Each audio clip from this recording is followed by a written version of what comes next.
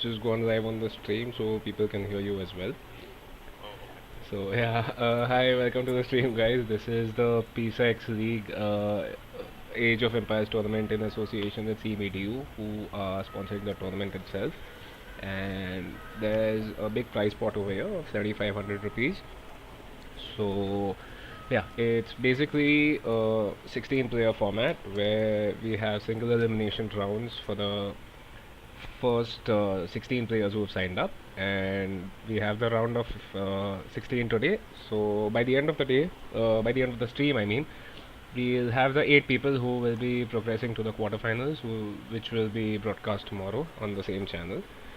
So yeah, by the way, I am Cyanide. I'm from AOE India. I'm one of the admins over there. We have the biggest Age of Empires community Discord server in India, something like 800 members or so. And basically, I was brought along to give my views or my commentary and do my casting for this tournament itself. So yeah, meanwhile, what I'd like to do is I'll just introduce my co-caster today, who is Anirudh, and he's basically from Seamedu, the guys who have basically put up the money for the tournament itself. So yeah, hi Ani. Can you just give us an introduction to the tournament and how the whole thing is going to be organized? Yeah, yeah. So thank you, Cyanide. Yeah, should I call you Cyanide Yeah, or yeah, Cyanide. That's Cyanide? right. Thank you, Cyanide. So hey everyone. Basically, I'm HOD for game art and design, as well as development of Seamedu. And my overall game development experience is around 12 to 13 years in mobile or PC or console game development. And apart from that, yeah, I like to play games, a lot of games, and I do play Age of Empires, not as good as all these players whom we are going to watch today. But yeah, generally speaking, I know a bit of Age of Empires, and today I think I will learn more from Cyanide, I guess, by watching all these games. Yeah. Yeah, yeah. So basically, what we'll do is we'll start with the game, and some of the players here are actually pretty good. So in those cases, it is basically a matter of talking the meta, or how these players are playing, what their strategies will be in mid game and late game. However, in certain games, we have quite a few players who are new to the game or who aren't as good as some of the other players. So, in that case, what I'll be doing is basically offering any sort of advice that is applicable. And apart from that, yeah, basically, chat is always available. So, if you guys can just, I mean, if you guys have any questions, just go ahead and I'll try and answer it to the best of my ability. So yeah, I think we can go live now to the first game, which coincidentally is your cat or Anirudh, who is my co-caster, versus Football Altruist. And Yes. I believe you already have the replay for this file. Wait, let me check. If you have the new patch, you will have to go into single player and load game. Okay. And once you're inside that, just click on the replays tab on top. Give me 1 minute. Sure. I just yes. Hmm. Okay, so have you loaded the replay? No, wait.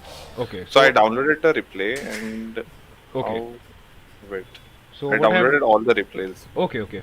fair enough. So what I've done is I've just loaded the replay and I've paused it at 1 second. I'll change the overlay. And yeah, so meanwhile you can just go ahead and load the replay. Once you're ready, we can start. So I have to go in load game. Yeah, Is so it? you Or have to go in replay? single player and load game. Okay. And once you do that, it should show all the replay files that are available on your PC.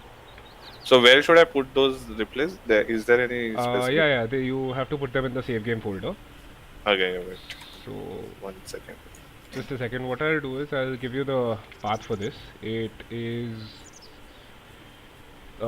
should be in C colon users, whatever your username is. Hmm. And once you're over there, let me just give you the exact. I believe it's okay. So it is app data. I believe it's in roaming. Actually, no. You just have to go into your personal folder. Inside that, there's a games folder, and inside that there should be Age of Empires 2 DE. Yeah, found it. Inside that there should be a folder with a bunch of numbers. Yeah, Yeah. So go inside that. save game. Yeah. Go into the save game folder, and you just have to move the files individually. So they should not be inside any folder. Okay.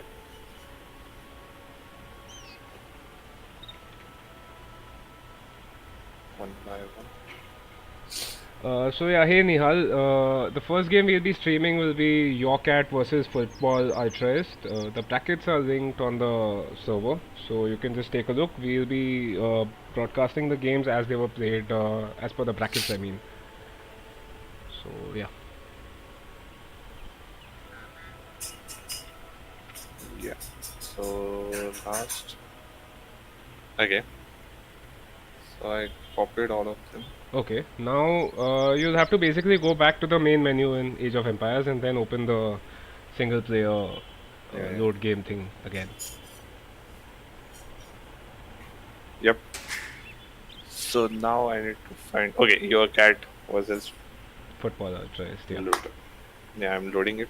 Okay, so I've paused it at 1 second. Okay. The moment it goes, just press F3, so that will pause the game. Okay.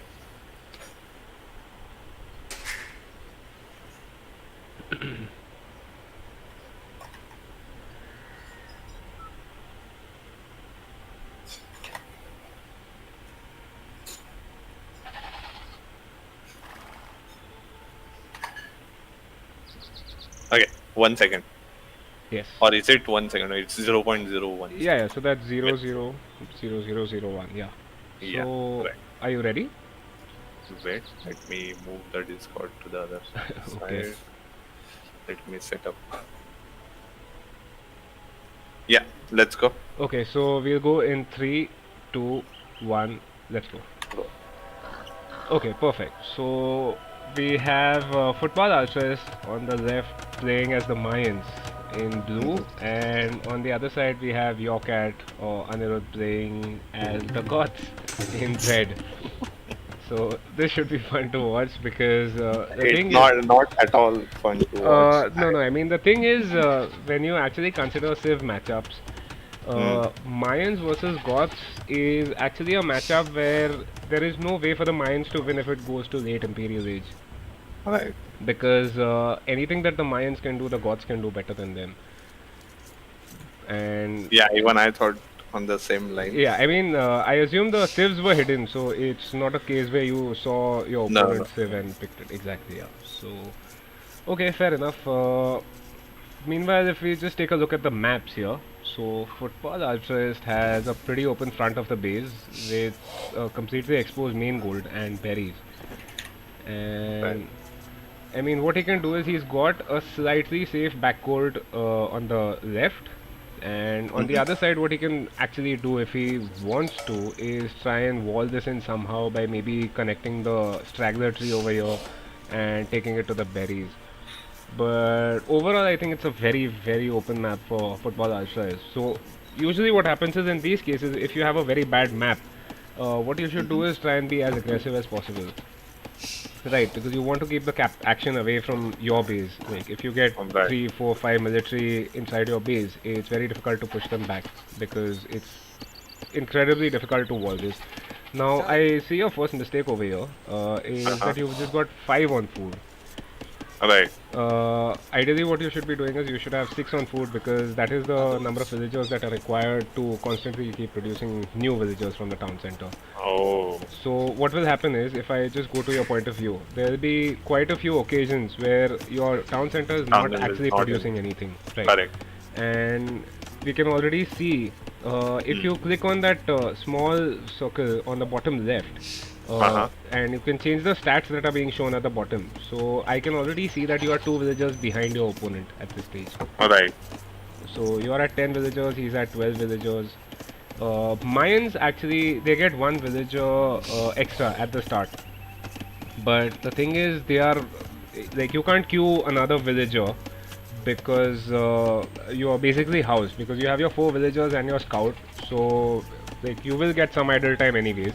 So what you should do as the mines, which I did notice Football Ultras do, is that you should immediately queue up Loom. So if you just go and highlight one of his villagers in blue, he's got 40 HP compared to I think 25 of yours. Yeah. So you haven't gotten Zoom, and meanwhile he has Loom. So his villagers are actually stronger than yours. They can take more abuse, and at the same time, I can actually see that he's already building a barracks at, forward. I think Yeah. this is an So early I barracks. know about this game, so I don't really want to comment on it. Okay. But yeah, it's going to be very Yeah. So, quick one. if we are just talking about the strategies over here, what he has done is he's built a barracks before the mill. Okay, because the usual way of the early build orders or whatever, what they require is that you build a mill after your 10th villager. So your 11th villager, or sorry, your 12th villager actually goes and builds a mill. Whereas what this guy has done is he's put a barracks forward, and he's already got militia out. Let's see how many he has queued up. Okay, so he has queued up 2 at this point. He's not taking gold, so he cannot make a third militia right now. But even these 2 militia will be quite effective. So yeah, I mean, let's see what he's doing. And as you can see, he's now finally going to place the mill over there on his berries. Meanwhile, what are you up to? So you are already housed. So this is a trick. Like if you notice that you are housed, you are wasting some time on your town center, right? Because it's not producing any villagers. So what you should do at that point is basically just dequeue the villagers that you've added to the queue, and click the zoom button instead. So researching zoom takes exactly the same time as queuing up a villager. So it takes 25 seconds to research zoom, and it takes 25 seconds to make a villager. So effectively what happens is that your town center won't be ideal. Okay. So I think he had the same idea what you were talking about, right? Late game, there is no way he can do anything. Yes. So that's why he built barracks, and I think it worked. Yes. See that? Yes. Now, okay. So here's another tip that I can give you. He has 1 Eagle Scout and he has 2 militia, right? Your villagers can easily take that military. Right. You went and you tried to build a barracks. There is no need to build the barracks at this stage. You should just play your normal game, keep collecting your food, keep collecting your other resources. I think it's slightly early for the gold, but apart from that, what you should basically be doing is just if the militia come in to attack you, just attack them with your villagers. Yeah, I think I tried that. Okay. I don't remember. Yeah, so I mean, this is a pretty bad poser, and you're going to barracks in Dark Age. Yeah, so as you can see, I think you don't have zoom, which is going to be your downfall here. But if you had zoom, you would have been easily able to take these 2 militias. Now what you've done is you've queued up your own militia, which means I don't think are going to get to feudal age, because he is already 30% on his way. And I will reach. Okay, that's spoiler. Okay. But yeah. No. I mean, fair enough. See. Yeah. So maybe he takes some time to do that. Meanwhile, at his base, the game is very one-sided. Yeah. Yeah. I can tell you fair. that.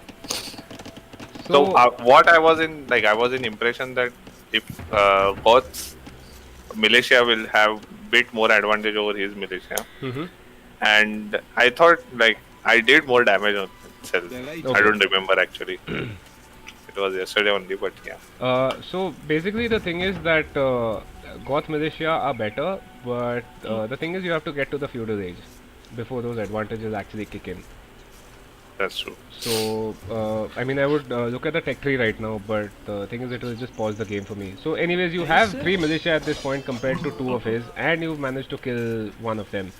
You actually have a 4th one over here, who's just standing in the middle of the forest.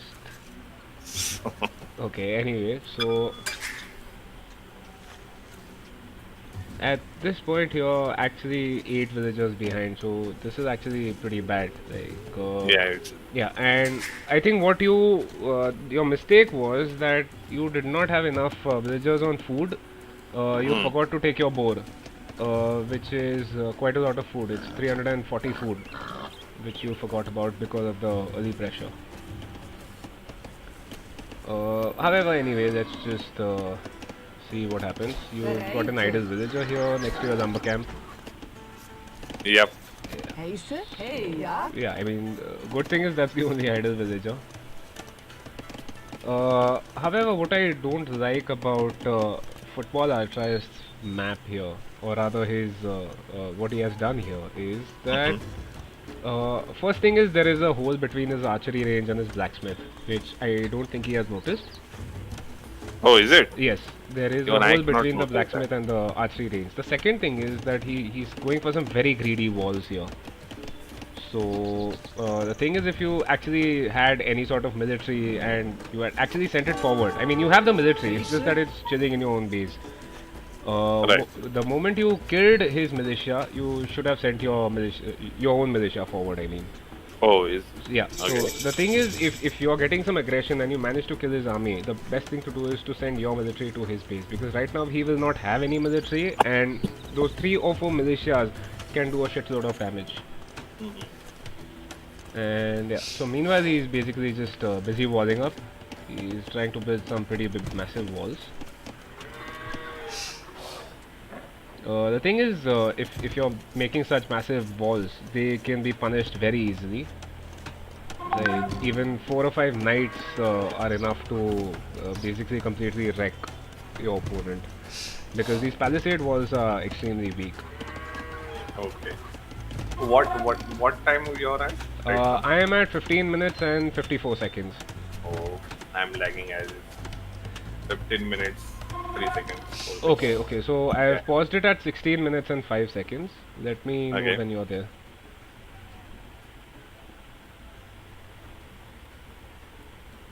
16 minutes and 5 seconds.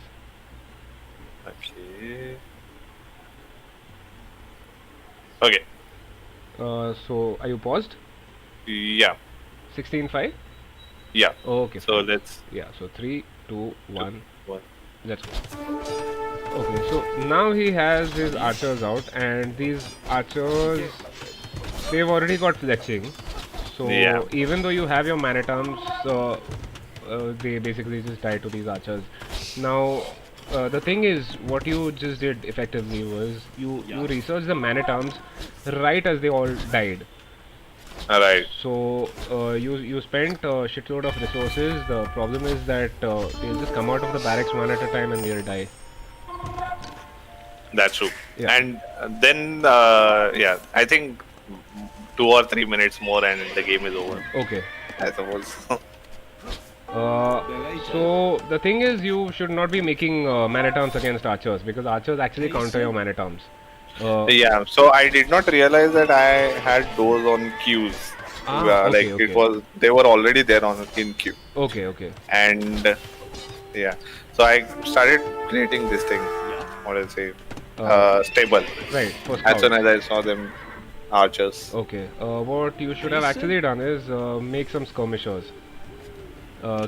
Get a blacksmith up. Make a single range. You don't even need 2 ranges, because skirmishers are produced faster than archers.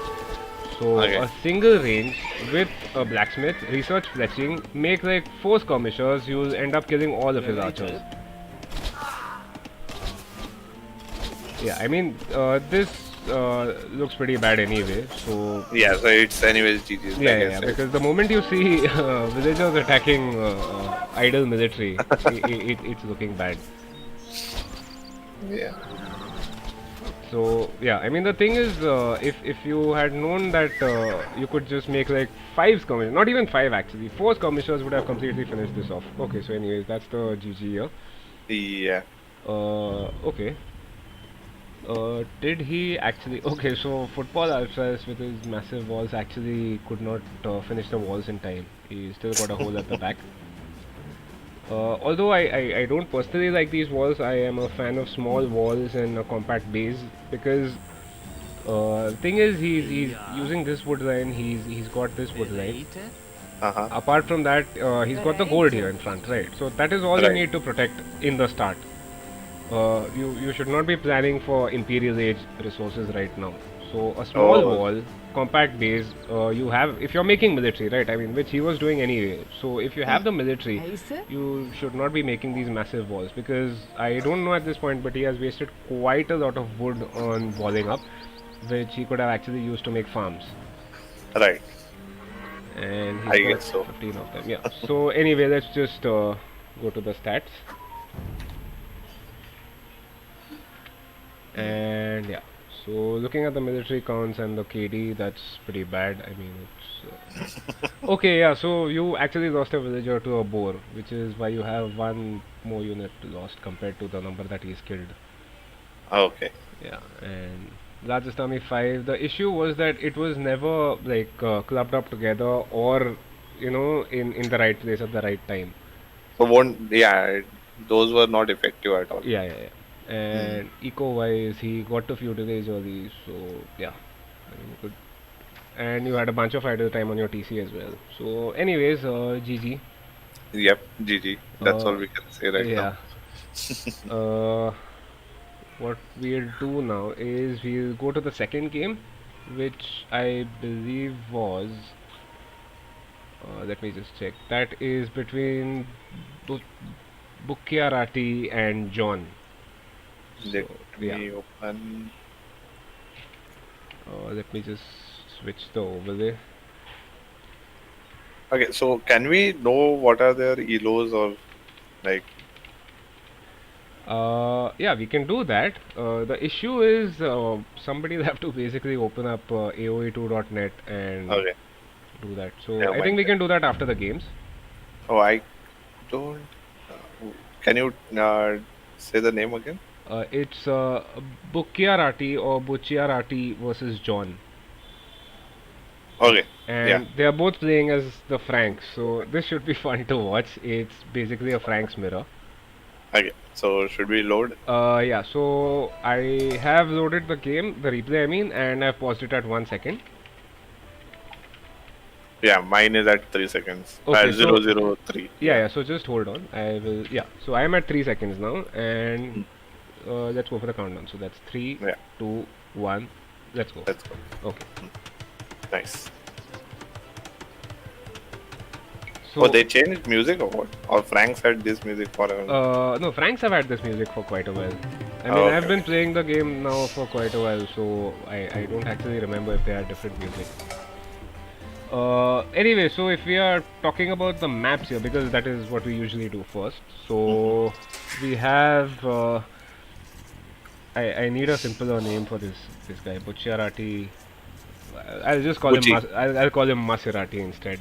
Okay, Maserati. Yeah. So Maserati here has a pretty nice base actually, if you look at it, because he's got some safe gold. He's got some safe. I mean, it's to the side, but it's still relatively safe stone. The forward gold and forward stone would not be required anytime soon anyway. Like you can easily get to Imperial Age with just the resources at the back. Oh, And he's got pretty nice wood line at the back, which is actually going to the edge of the map. So that's one less thing to wall up. Although I don't like the lumber camp that he's making it between that L-shaped hole over there on the right of the tree would have actually right. been nice. And if you're looking at John's map, he's also making the same mistake. His lumber camp is not in the right position. Closer to the trees, or closer to more trees rather, would have been better. And he's got the right idea. He's got 6 on food. The problem is he's murdered multiple sheep under his TC. So that's basically bringing in a bunch of inefficiencies into the game. His base is also pretty nice. He's got an extremely safe gold and extremely safe berries at the back. Unfortunately, not a good wood line at the back, so he'll have to send his villagers forward just to chop wood. But yeah, I mean, apart from that, it's pretty nice. So tell me one thing, like if it's like mirror matchup, right? Franks versus Franks. Yes. So what will make the game different? Like what will decide who will win and who will not? Basically, the resource, the way they find resource. See, the thing is that anything below 1700 elo, it is always your execution that decides the outcome of the game rather than the civilization itself. Okay. So, as we see that Maserati is bringing in his elephant here. So the thing is, Franks is an extremely versatile Civ. They get some extremely good knights, cavaliers, and paladins. They get gunpowder, which means when you get to Imperial Age, you can actually make bombard cannons and hand cannoneers, etc. Apart from that, they have good archers up to Castle Age. So that is one thing which, of course, nobody goes for archers as the Franks. That is something that you can do. And they have an extremely potent bonus on their mills, where the mill upgrades are actually free. Okay. So the moment the Franks get to feudal age, the first upgrade, which is horse collar for the mill, is free. Like, it is automatic. The moment you get to feudal age, you get longer lasting farms. At the same time, Franks have faster collection on the berries. So 4 people on berries as a Frank player is pretty much equal to 5 players on berries for any other civilization. Okay. So, I mean, yeah, the thing is, Franks are an extremely versatile civ. They have been one of the best civs on 1v1 Arabia for as long as the game has been played. Oh, that's... Yeah, so I mean, thing is, what people usually at 11 and 1200 Elos do is go 20 pop feudal age, make 5-6 scouts depending on how many they want to make, and then it's basically a transition into castle age and start pumping knights from 2 stables. The issue here is that since both of them are playing as the Franks, so it's basically a mirror matchup, right? So the execution will matter. And see, the thing is, let's say you're playing as the Franks and I'm playing as the Franks. Right. And I decide to go in for knights. Your counter should actually be to make pikemen. Right. Okay, which completely counter the knights. The issue is that I get cheaper castles. First thing, a normal castle costs 650 stone, whereas the Franks get it for 488 stone. So Franks have much cheaper castles. On top of that, their unique unit, which is the throwing axeman, is actually a very good infantry unit. Like, it is a ranged unit in a way where it is throwing an axe, but the damage being done is melee damage. So they completely murder pikes, halberdiers, whatever. Okay. So yeah. So anti-archers won't work against X-Men, throwing X-Men, is it? No. Anti-archers won't know. So the normal counter for archers is skirmishers, as we discussed in the previous game. Skirmishers will get wrecked to throwing X-Men. What you need to make is either make archers themselves or make scorpions from the siege workshop, or if they are masked up, the only option is to make mangonels and onagers. Okay. Yeah. So I mean, you can. So basically, siege. Siege is the. Yeah. So siege and anything which kills infantry, basically. Okay. So look at blue side's wall. Yeah. I mean, I was looking at that only. Is it? No. This is a completely pointless wall. Okay. Like, I thought it was a greedy wall, I will say. No. Like, I can just explain it to you, right? He's walling to the edge of the map. You send 3 knights to that corner. Those knights are getting in. There is no way those villagers are making it to actually finish the wall, or even re-wall behind. Like, if you wanted to, and you saw these knights coming in, your natural reaction would be to wall from the wood line to the other edge of the map, right, to the top, rather than to the side that he's doing right now. The thing is, even that wall would have to be massive and would never be completed in time. Meanwhile, what Red has done here, John, is first thing is he has not completely even thought of walling the map. And the second thing is his walls seem to be much more compact. Right. So, I mean, assuming he actually gets around to walling his base, maybe he just likes to play completely open. But I thought now he decided to. Oh no. Okay, so I was mistaken. He wants some massive walls as well. Okay. So yeah, so I mean, this is a small tip for anybody who is at our levels. Like, even I'm a 1200 player, so I'm not pretty good. I mean, I'm not I can sort of understand the strategies and whatnot. Thing is, when it comes to game execution, I'm a little weak. However, I know certain things. So one of them is you should never go for these walls in Dark Age or Feudal Age, because if Blue could have actually punished him, make 4 scouts, there is no way red is getting his walls up. 4 scouts would completely deny these walls, keep the base completely open, and on top of that, what would happen is in the back he could basically start booming, get to castle age, make 6 or 7 knights, and red would be completely dead. And the same goes for blue as well. Like even blue could basically be dead completely. Like these walls are completely pointless. You're wasting so much wood behind these walls. Both of them have got to feudal age now. Is anybody making a stable? Okay, so blue is making a stable. What about Stable, red? yeah. Red is making a blacksmith. No stable yet. And red actually isn't completely walled either. He's open at the back. He's walling the front, but he's open at the back. And with I scouts, you think get. he's again going for big walls. Yeah. Both of them, I mean, we always see this at lower levels, you know, where players think, oh, I want a massive base where I can basically chill and boom. The problem is that you never manage to get these walls up if your opponent is even, you know, slightly more aggressive than you. Right. And there's one more thing which we basically overlooked since we were looking at Blue's base is that John actually has not taken his second rhinoceros. Right. So Even the red side, John, correct. Is red on yeah. it. So John, the red Yeah. player has not taken the rhinoceros. That is 400 food that he has forgotten about, basically. That's right.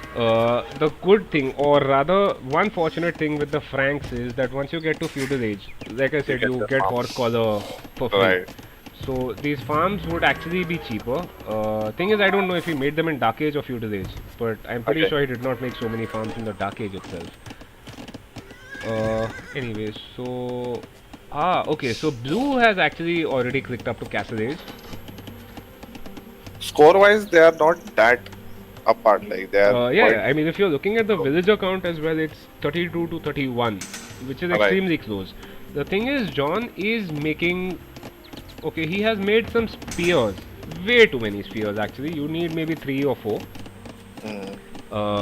And even that is only if you see your opponent going for scouts in feudal age, which blue hasn't done.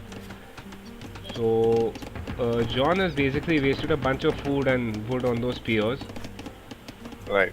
and yeah, so he's finally managed to unhouse himself. Thing is, he's not walled. Blue will get to castle age in some time, possibly a minute or so. John. Okay, John so have 3 idle villages right now. yeah, And- these villagers on the farms are right. Okay, so guys, Maserati also. people in the chat are asking what's the order. So the order is as per the bracket. So whatever the bracket says, that is the order we are going in. So the first game was between Your Cat and Football Ultraist, which Football Ultraist won comfortably, and this is the second game. Okay.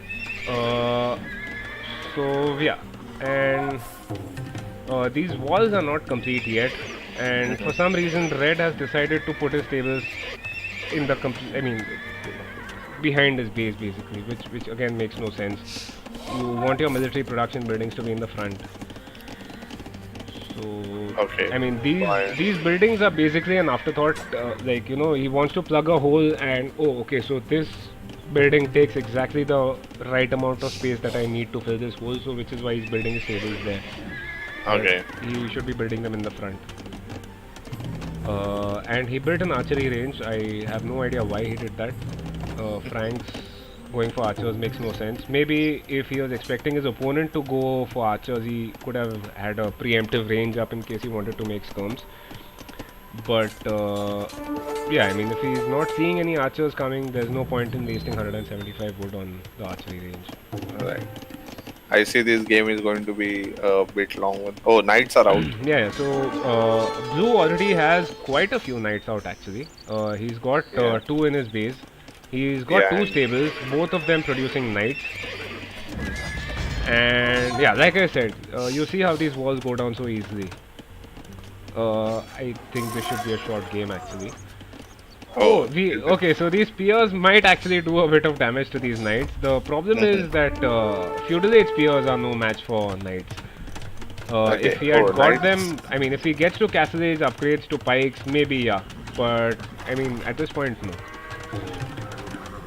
And as you can just see, these knights can basically just keep kiting those spears all day long. Like, Right. the only way red can actually manage to get a hit on those knights is if, as we see here, the blue player running his knights into spears. Which, yeah, I think he's just busy doing something at his own base. Yeah. No, actually, he was killing other villagers. Yeah, yeah. So, I mean, on his number camp, definitely he has done quite a bit of damage, and you can actually see the KD here. So it's 10 to 2. Right. But the problem is that he will end up losing quite a few knights here, which should have been attacking Avoided. villagers at this point. I mean, he's got 4 knights can basically kill this tower very easily. Oh, I see. Yeah, so rather than wasting his knights on those spears, he should have done this. And we see Red is actually researching pikes at this point. Now, let's just try and see where his barracks is. Yeah, so his barracks is in a completely remote part of his base. So even just getting those pikes to the right area is difficult. Oh, he's attacking tower and there's Yeah, one yeah, I mean, pipe. that's what I said, right? You can just see how fast the tower will go down now. Yeah. And once this tower goes down, that's the end of Red's wood income basically. Because Red has no safe wood lines. He's got 5 villagers on gold, which is pointless. And he's Yeah, I not think making- game is yeah, yeah, done, so, I would say. yeah, so the game is over pretty much. Yeah. It's Blue matter of meanwhile what. has +1/+1 upgrades on his knights. But I mean, yeah, this is looking pretty dire. And like I said, so you can just see the production is so far away that by the time those pikes actually get to where they need to go, Red will end up losing quite a few more villagers here. All because of creating longer walls. Longer walls, yeah, yeah, yeah. I mean, it's just small tips at this level that can basically push you from say 900 ESO to a 1200 ESO. Mm. So it's not something where you need to learn the deep mechanics of the game or whatever. Just these small tips. Just keep your gameplay simple, and that should be enough to easily get you to 1200 or so. Manan, your game, if you can just check the brackets, they'll be streamed in the same order that the brackets were in. So if your game was, I think the 5th or the 6th game, I'm not very sure, but I believe so. So we are still at the 2nd game right now. And yeah. Yeah, now there are constant Yeah, knights. so coming. red is actually making pikes, which is sort of the right play here. Fair enough. The issue is blue will get in again, and now he's got a siege workshop and scorpions being produced. So those scorpions will completely murder the pikemen. And John is on 12 villagers right now, 13 as I say that. But I mean, yeah, this is Yeah. pretty bad.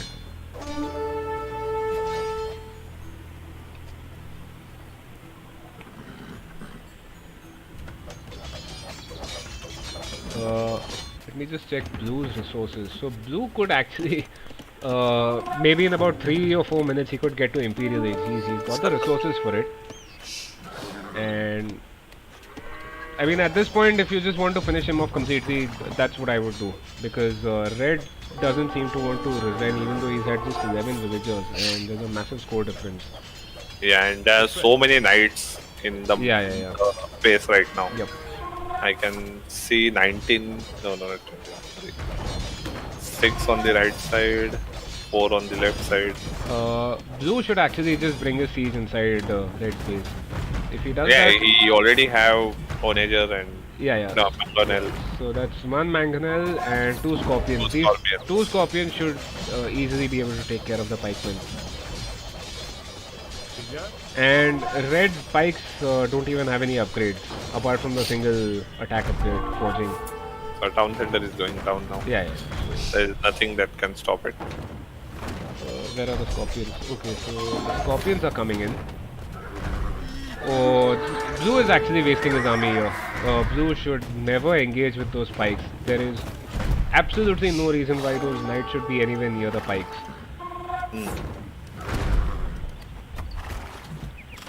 These scorpions are way more than enough to take care of this. Like, I'm showing this on the screen right now, and you'll see how easily those pikes will go down. Like, the massive number that we see here.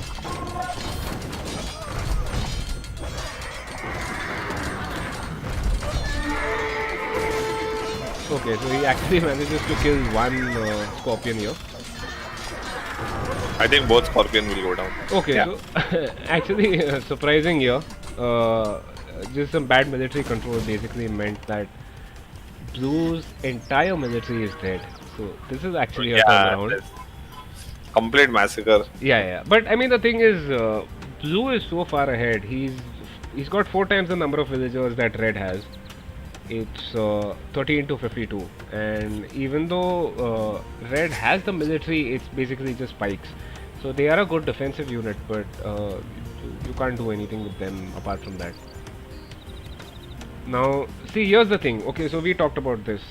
If you're talking strategy, for the number of pikes that Red has, Blue, what he should be doing is put 4 or 5 villagers on stone, which incidentally it does have. He's got 7 on stone. He's got way more than enough to build a castle.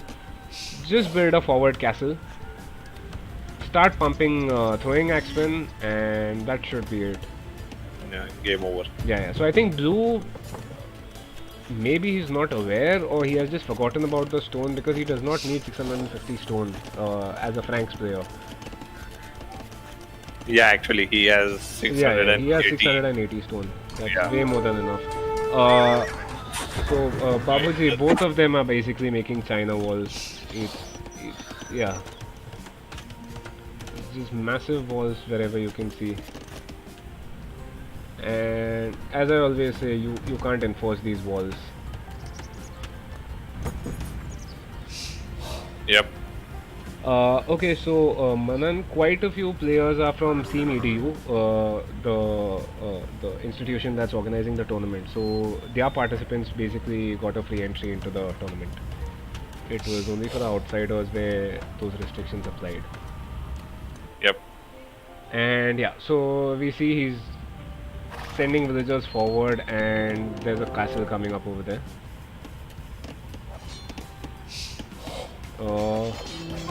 He's got way more than enough. If he just sells some food, he can go up to Imperial. Yeah. The castle is coming up. I think, yeah, he should just resign. And they have No, I personally I Five feel scorpions. that it is the onus is on the Blue player to try and like completely push his advantage forward. Like if Blue had managed to save most of his military, this would have had a different outcome. But since Red actually managed to kill most of Blue's army, yeah, I mean, he He's still again needs to getting engage right and finish off the die. military, right?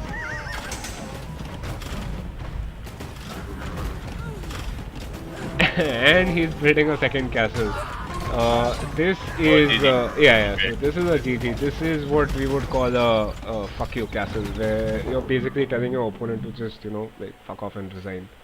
Okay. Yeah. So yeah, I mean if you just look at the maps, it's unfortunate that Blue wasn't pushed on his side, because these walls would have gone down like paper, and he basically managed to get a free boom while making a shitload of knights. So he did exploit the whole wall thingy, and he Yes. got away Yes. with I it. mean, Blue exploited it quite well. Mhm. The thing is, he did not even have to do that much, because he's just broken from the front. Right? I've always talked about the sides of the map where you don't get to, finish the wall, or rather re-wall behind. Here, he got in through the front where he actually had Red. I mean, had villagers close to the wall, so he could have actually repaired the wall, but he did not do that. Anyway, let's just go and look at the stats. Yep. So yeah, I mean, The military-wise score was quite. Oh yeah, because John killed lot of those. Yeah. John managed to actually kill quite a few knights, and Yeah. he had a larger army. Issue is it was just spiked, so yeah. And eco-wise, you can just see the difference in the Yep. ecos. I think that's what made the game. Yeah.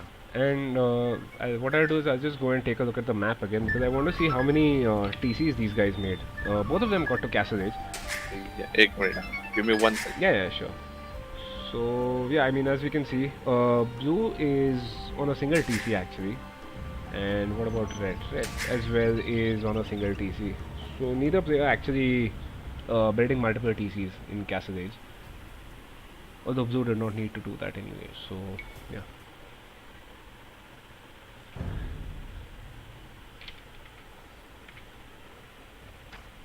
And yeah, so looking at the society numbers, it's effectively double the villager count for blue. Faster uptime to Castle Age, and what I feel is if John had pressured blue before he could actually get to Castle Age, it would have been might have been a different game. Yeah. Yeah. Right. So anyway, let's go to the third game in the bracket, which is between Neil and Reminishu. So let me just try and find the game. Okay. Franks versus Britain. Yes. Oh, classic rivalry. So yeah, I paused it at 1 second. Historical game, I will say. Yeah. Okay. I'm at 3 again. Okay, you're at 3. Yeah, so we can go in 3, 2, 1. Let's go. Okay. Okay, so in the red we have Reminishu playing as the Franks, right? And on the other side in blue we have Neil playing as the Britons. I've actually cast Reminishu's games in the past, Uh-huh.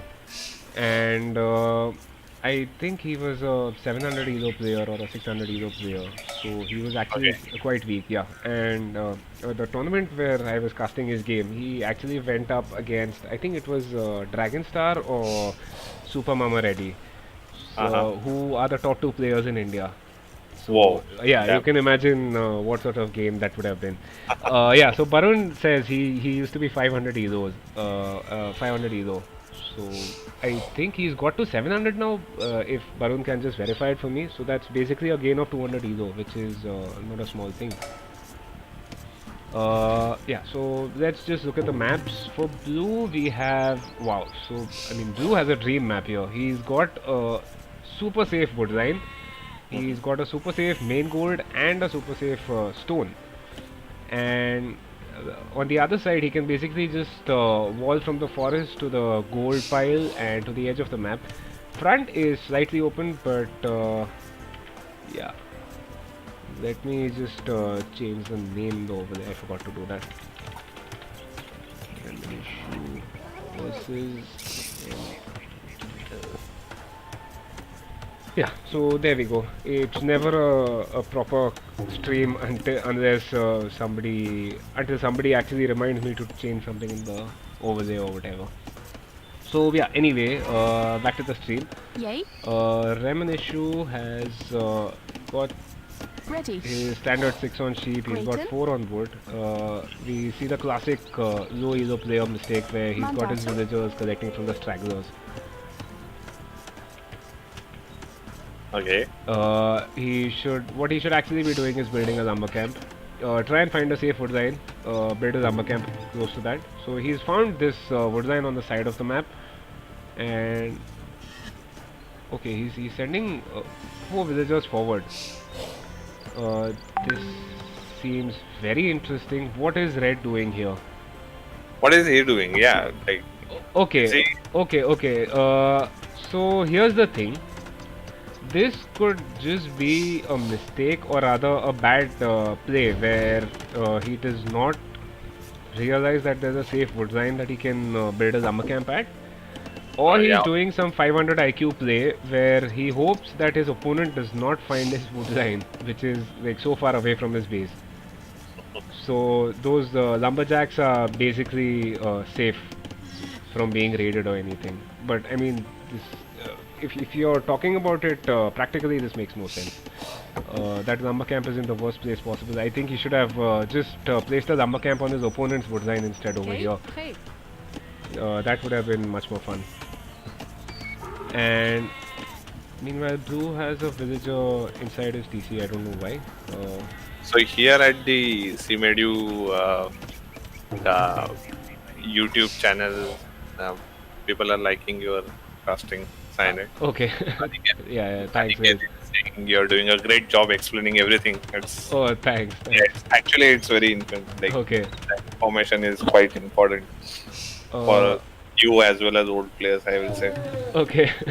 So anyway, Reminishu, he's sent all of his villagers over there and he's taking the hunt. Unfortunately, he's got... Okay, so he's got 4 on berries, that is fine. The thing is, he's again forgotten about the elephant that we saw in the previous game as well. Right, where somebody forgot a rhinoceros. This time this guy has wasted 400 food, basically. So, yeah. Although interesting thing is that if you look at the villager counts, they are both at very similar numbers. We've got 18 villagers to 19 villagers. Right. So it's not a big difference. And yeah, so Blue's villagers were just standing around wondering what they're supposed to be doing. Luckily they seem to have found the extra sheep that were right under their feet. And yep, I believe he's going to forget his... Okay, so he's not actually forgotten his second elephant. He's sending a villager forward. And... okay, so in all this commotion with the misplaced lumber camps and the villagers going behind for the hunt or whatever, we seem to have actually missed the fact that Reminishu has killed one of Neil's units, or rather Neil's scout. Oh. So yeah, Neil seems to have, yep, there we can see the blue dot over there next to Reminishu's TC. So Blue actually managed to lose his scout to some town center fire. That means the front lumber camp. Yeah, so that is exactly what I was about to see. And yep, this is basically a 500 IQ play from Reminishu where Blue has no idea about that secret lumber camp that he's got over here. Damn.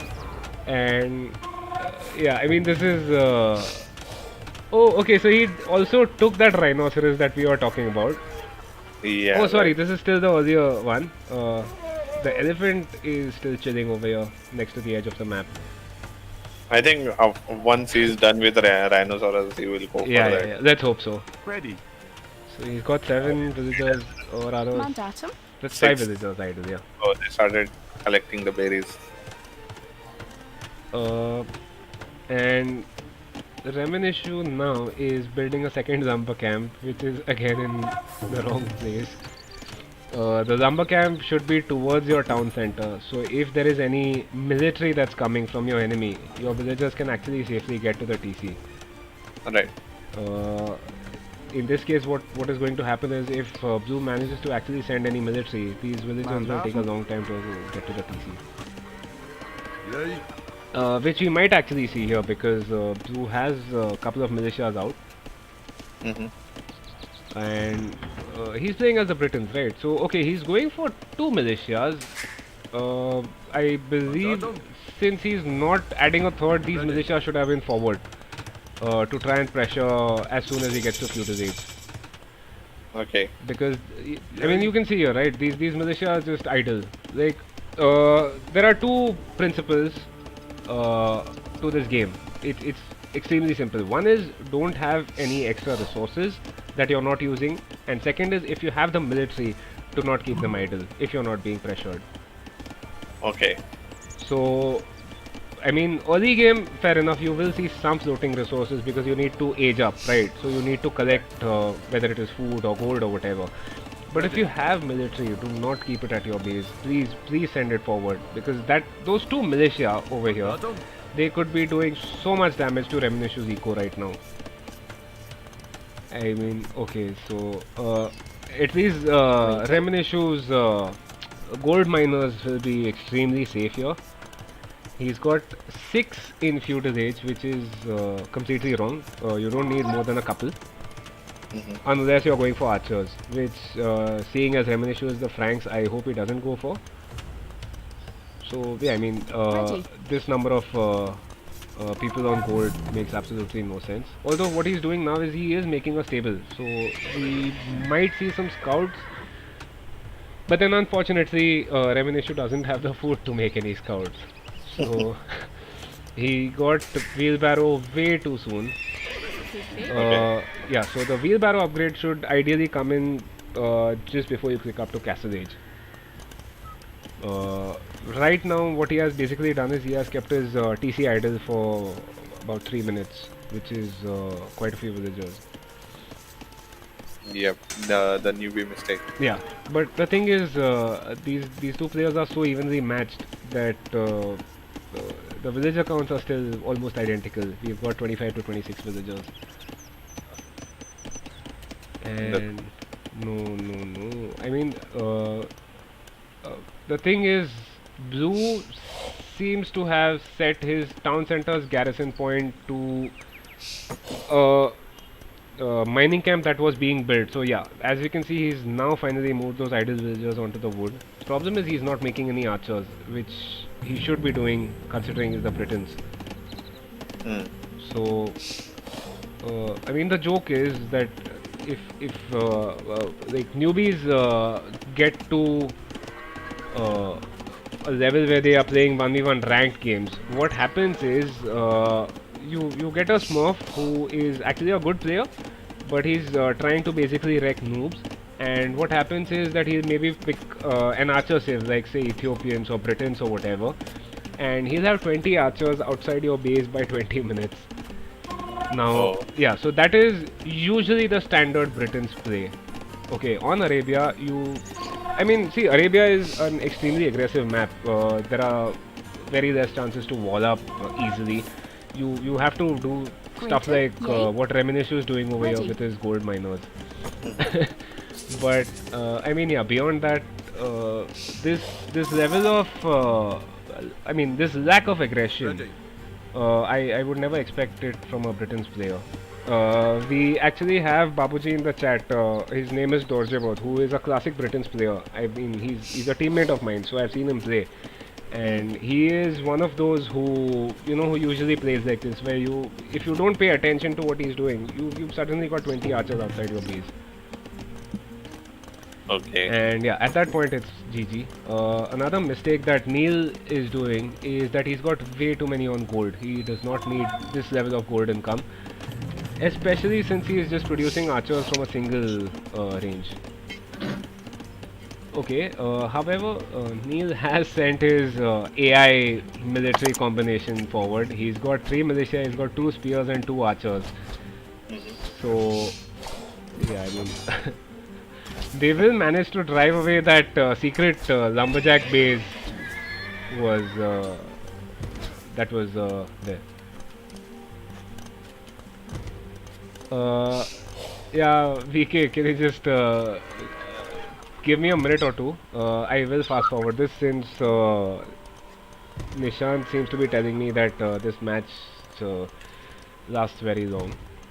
So Okay. I think at some point we will have to do the fast forward. For now, let's just see how this goes. We are at 60% for red to Castle Age, Reminishu. And he's making a preemptive tower here, which is not required. You should be making military instead. And okay, I am speechless at these balls. Just check out Red's base. That small lumberjack base in the back. He's got a nice market on one side and he's got stone walls on the other side. The joke is that if the Britain's player comes forward with his archers, all that is pointless. Okay, but he's this is. I'm just trying to understand what is going on over here because Blue is making skirmishers when he doesn't need to. Red is not making any archers. So why those skirmishers in the first place? Second thing is red had one villager collecting stone. Now the issue is that he made the tower. So the moment he got to Castle Age, he would not have enough stone to drop a second TC. Problem is he does not have. Okay, so he has the wood now if he wanted to drop a second TC. But the thing is that stone camp, the mining camp, is so far away from his base. Does he not have any safer stone? Okay, so he has a safer stone here next to his table, but he still chooses to take the one at the back.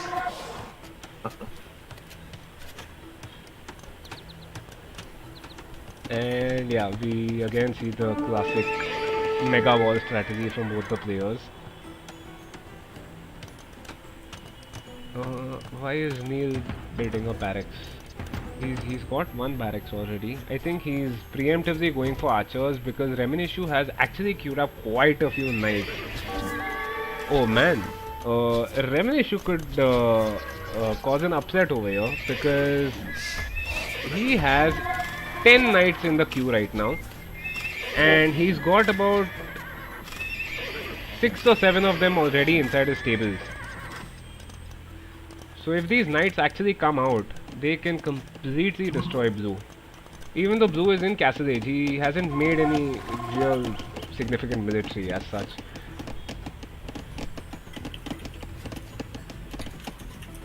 Ready.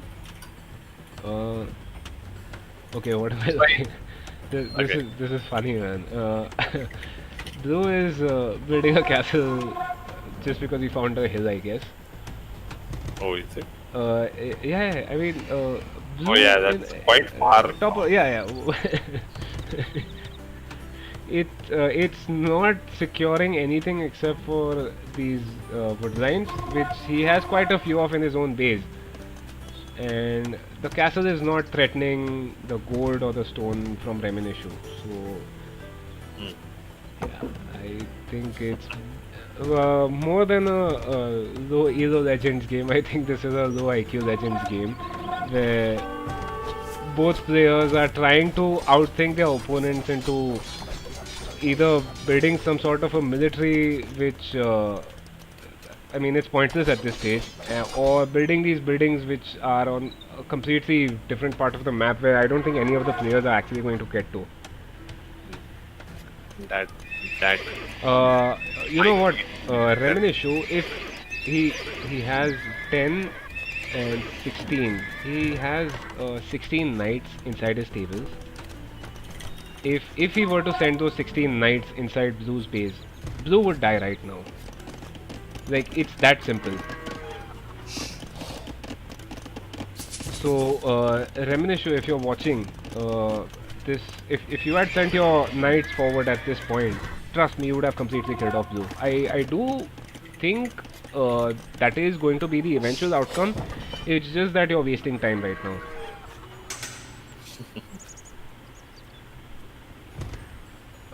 And Blue seems to be making a habit of sending random villagers to corners of the maps, and I wonder what he's doing with this one.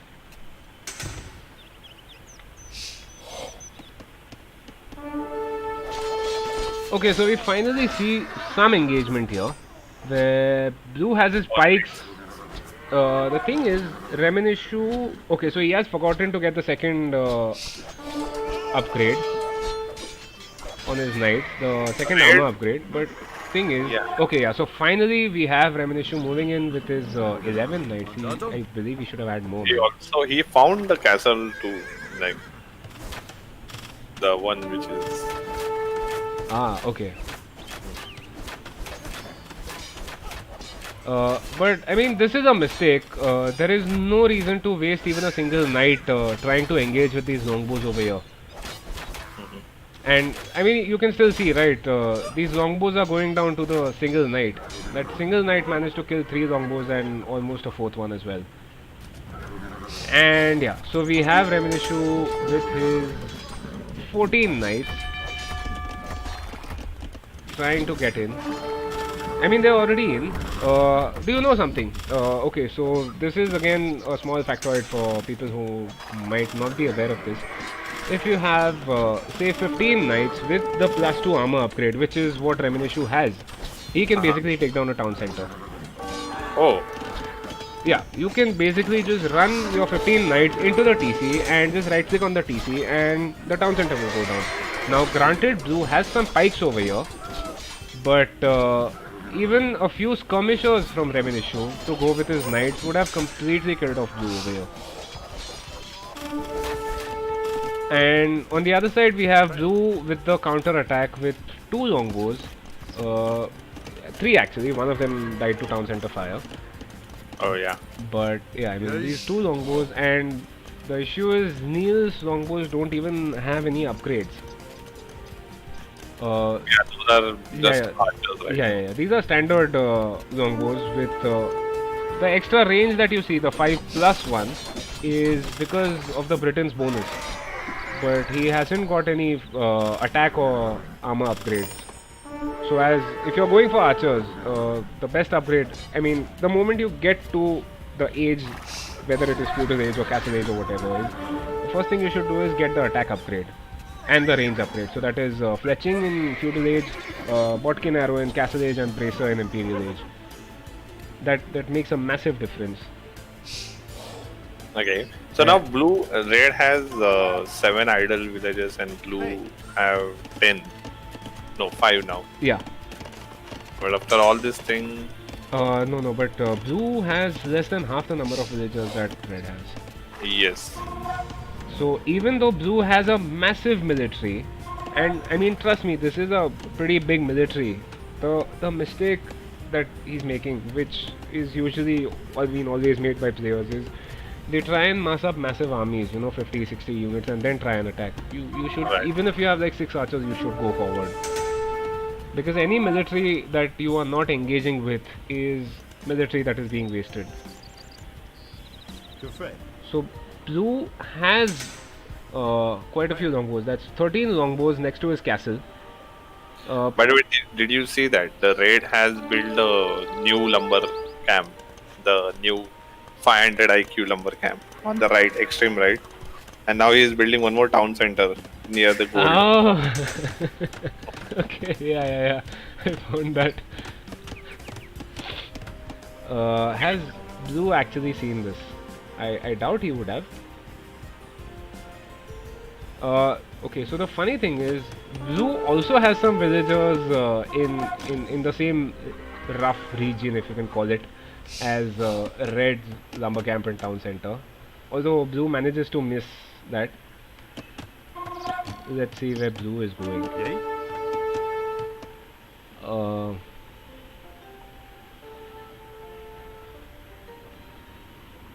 Yeah, so I mean, there's not a lot to comment on. So yeah, I mean, blue is coming in with his AI army here, where he's got some man-at-arms, he's got knights, he's got feudal age archers and pikemen. Oh, it's a mix of... Yeah. So if you play against the AI, that is what they usually do. They make some of all type of units. But blue also enters with a lot of archers, 19 longbows. Yeah. So I mean, these longbows would again be easy. I mean, they would easily kill red. The issue is that A, he does not have any upgrades on those archers, and B, he does not have ballistics. So if the target is moving, those archers will not hit. Right, yeah, useless. Yeah. So you can see how many arrows are being wasted. I just wish blue had got his attack upgrades, because those archers are basically being wasted right now. Right. And now he's running under the TC.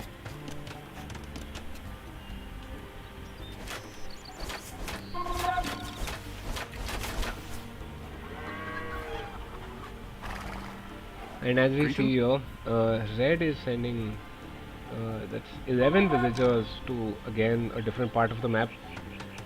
What? Why? Just why is red doing this? Why is he building a castle over there? Oh man. Like what is the castle doing for him? Drop it in the front, drop it inside your eco, drop a castle here between your stone and your gold, and you're protecting half your eco over there. What is this castle doing for him? And he's stonewalling behind that. Oh man.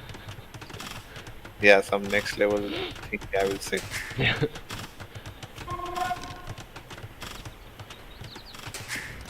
So, okay, so I mean, fair enough. The thing is, Red seems to have lost his base because he does not know how to defend against these longbows. The problem is, uh, this castle does nothing, and now he's building a mining camp on the stone. So I think his idea is to basically just keep building castles, because beyond that, this whole thing makes no sense. His walls are basically 500 IQ walls. And he could just as easily wall in that single pike and knight by completing a wall over here. But yeah, I think at this point it makes sense to fast forward this a little bit. Maybe one of them can get to Imperial and finish up the game. Okay, let's do it. So yeah, what we do is I've paused the game. It's at 41 minutes. What time are you at? 41 minutes, yeah. 41.6. Okay, so we will just switch to the fastest playback speed, Uh-huh. and I mean, let's see how the game goes. Actually, you go forward and then tell me where to come. I will. Okay, fair enough. Yeah.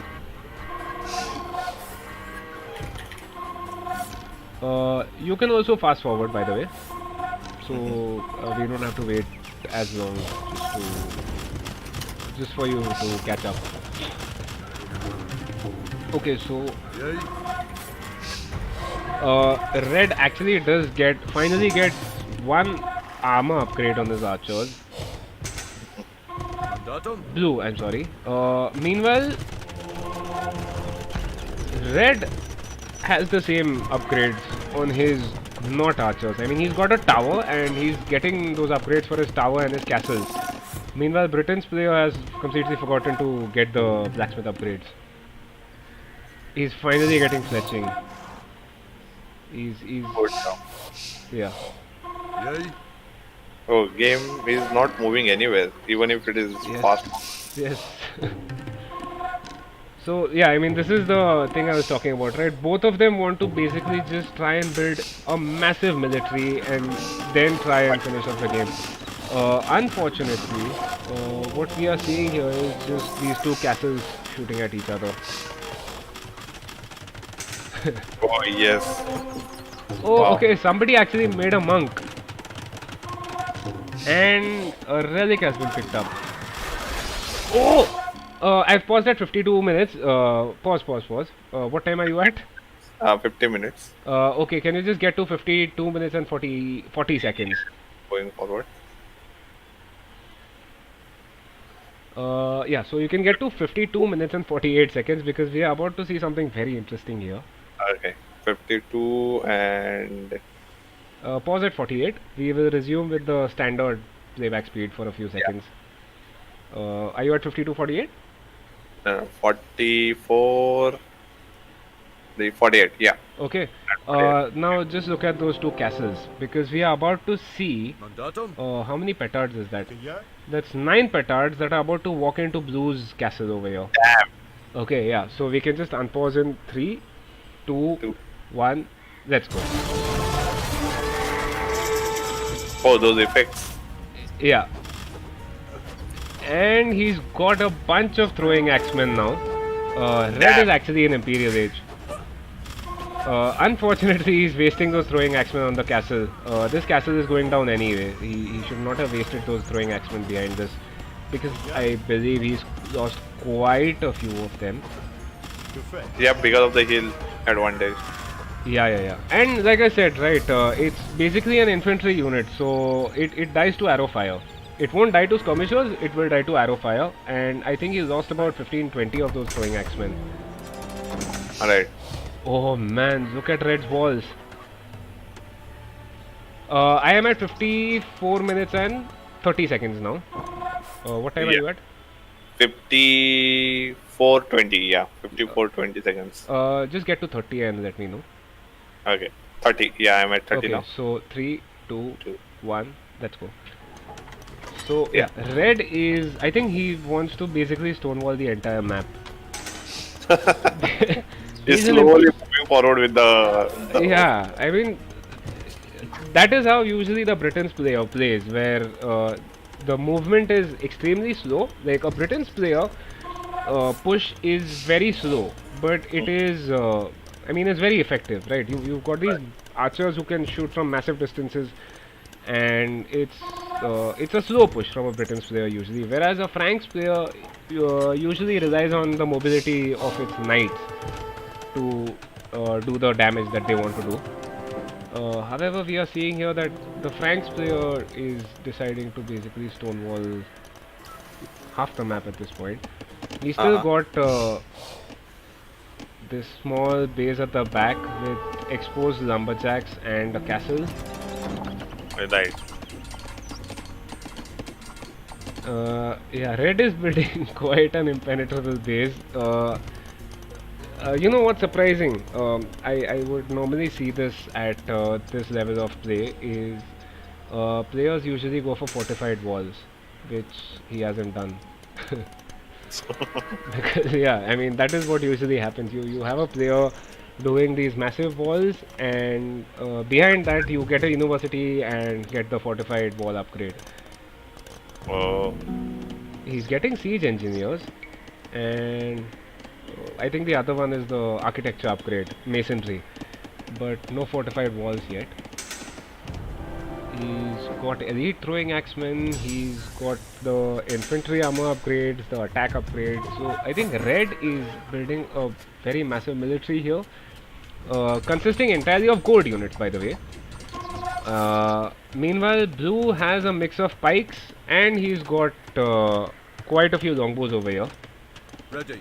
So that's how many is that? That's Mandatum. the red have a small base. Really, that's weird. In blue's behind area. blue's base, yes. Yeah, that's and blue is not doing anything like. No, blue has not even scouted that part of the map, so it does not Yeah, even. I just Yeah. checked it. You can see the town center and castle, I guess. Sorry, which base are you talking about? Red's base. Yeah, on the right side. No, because red has a. He's got 9 villagers collecting stone from behind blue's base. Oh yeah, that one. That's very sneaky. What the hell? There's a blue villager who is doing wall work. Yeah. So I don't think this will be spotted, and that entire stone pile is going to get empty. Red is the Franks player, right? So Right. it is a classical play by him to make a shitload of castles and push using that. Okay, we are seeing some scorpions from blue, which makes sense because he's seen his opponent make throwing axemen, so the scorpions would counter that. The problem is that he's got this massive military which is not going anywhere. Let me just check if blue. Okay, so blue does not have ballistics. He's got, I think, the castle age upgrades on his archers. No imperial age upgrades yet. And even though Reminishuk got to imperial first, it is blue who is out with the traps first. Right. Yeah, I mean, finally we see some aggression from one of the players. And red, meanwhile, is on 1088 stones. So I do hope at some point we actually see something from those stones. Right. So 4 traps out. The issue here is these traps will go down to these longbows. Yeah. Everything will go down to these longbows because yeah, that is what the standard Britain play is, right? These traps are not going to do anything. The infantry, the throwing axemen over here, I think most of them would die before they even got to the longbows. The only mistake I see from blue right now is that he does not have ballistics. Trebuchets first. Yeah, no, but the thing is, if the blue player had ballistics at this point, it would be GG. Because They don't have ballistics. okay, so red does have cavalier, quite a few cavaliers actually, and blue. Oh man, So again, this is a mistake where Blue seems to have forgotten to get the upgrades that are required. So he's got longbows, elite longbows, but his archers are still feudal age archers. The archers that died, by the way. So, Right. yeah. But I mean, yeah, we can see now, or we will see now, the slow push coming from the Britain's player. This is how they usually play, and this is how it moves. So, I mean, he already has control over this hill if he builds a castle here, although he doesn't have the stone. So, maybe he can sell some food, buy some stones, and build a castle on this hill. But beyond that, I think Blue should be able to push this if he is aggressive. Okay, but Red is now building a defensive castle here. Now, this is a good position for a castle. One mistake that he has done is he has put these extra villagers on building the gold mining camp. Rather than that, they should all be going to the castle and finishing that first. So, yeah, the castle is taking quite a long time to, to get built. But Why then, there's a sorry? with a relic standing there in front of the Yeah. castle, like No, but chilling then there. even Blue is not. Oh, Blue is giving Red quite a lot of time here. Yeah, Blue is on the move now. Yeah.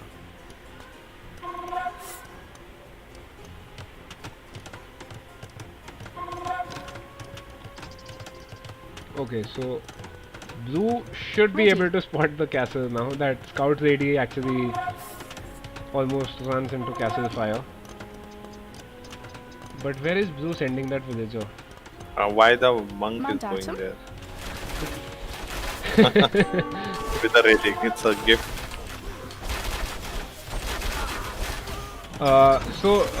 Do you see what happened here? How many villagers Red lost? Yeah, actually.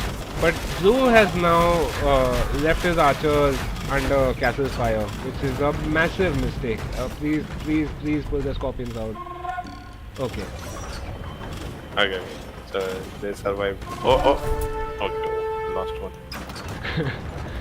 Yeah, the monk also went forward to fight. I think he basically just drag selected all the units and right clicked on the castle.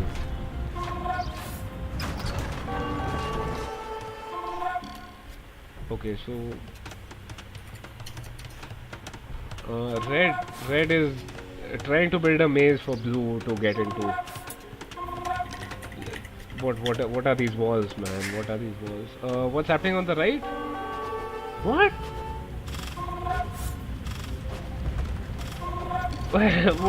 Okay, so Reminishu has built a castle right behind Blue's base, where he was collecting the stone.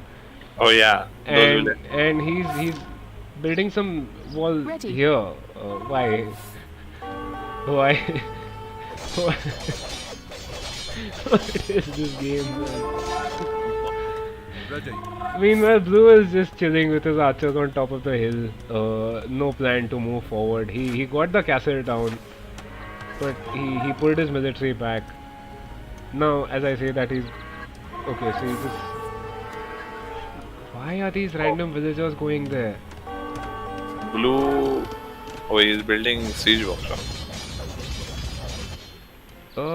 Yeah, but what are these villagers from Blue doing with the army?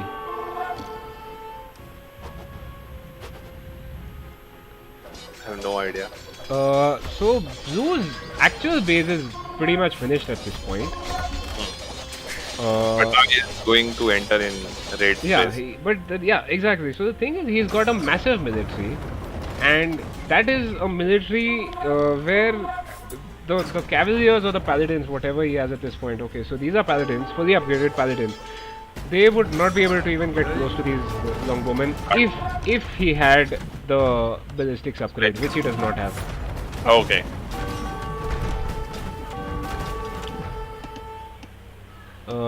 Villager counts are looking pretty bad for both. I mean, this is a game that has gone on for 70 minutes, and totaling the two of them, we don't see 100 villagers on the map. It's 61 plus 34. What are these walls, man? You could have built, I think, one more castle using all the stone that you've spent in walling up, and he does get the fortified wall upgrade. Damn. Okay. Man, what the hell is going on? The Red is now building a secret military base behind. Uh, Yeah, we and should and keep fast and forward. and, just 1 second. And the main thing is that Red has built a stable here where his units are going to get stuck because the third stable on the left uh, that is completely walled out because of the forest. Mhm. So yeah,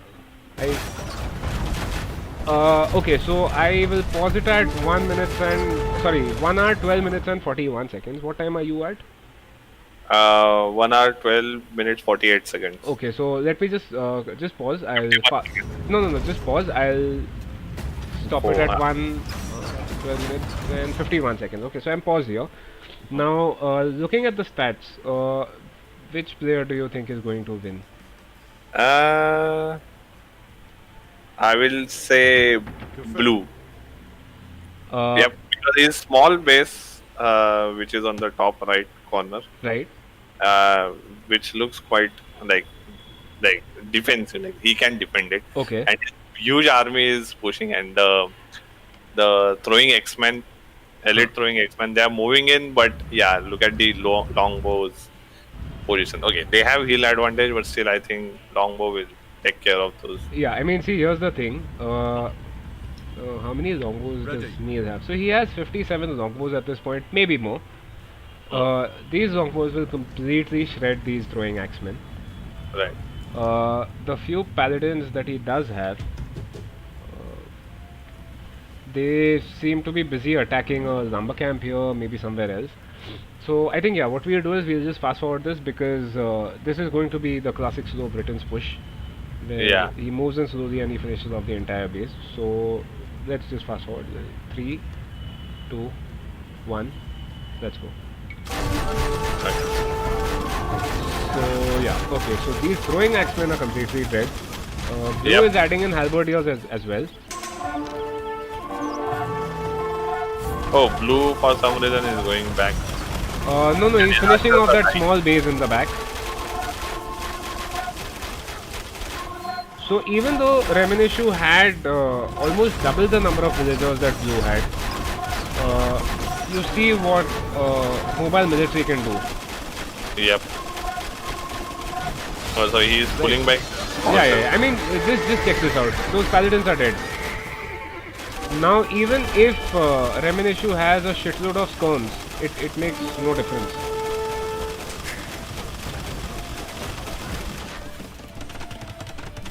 And him, so Red is now moving somewhere else. I think to try and wall off some other part of the map.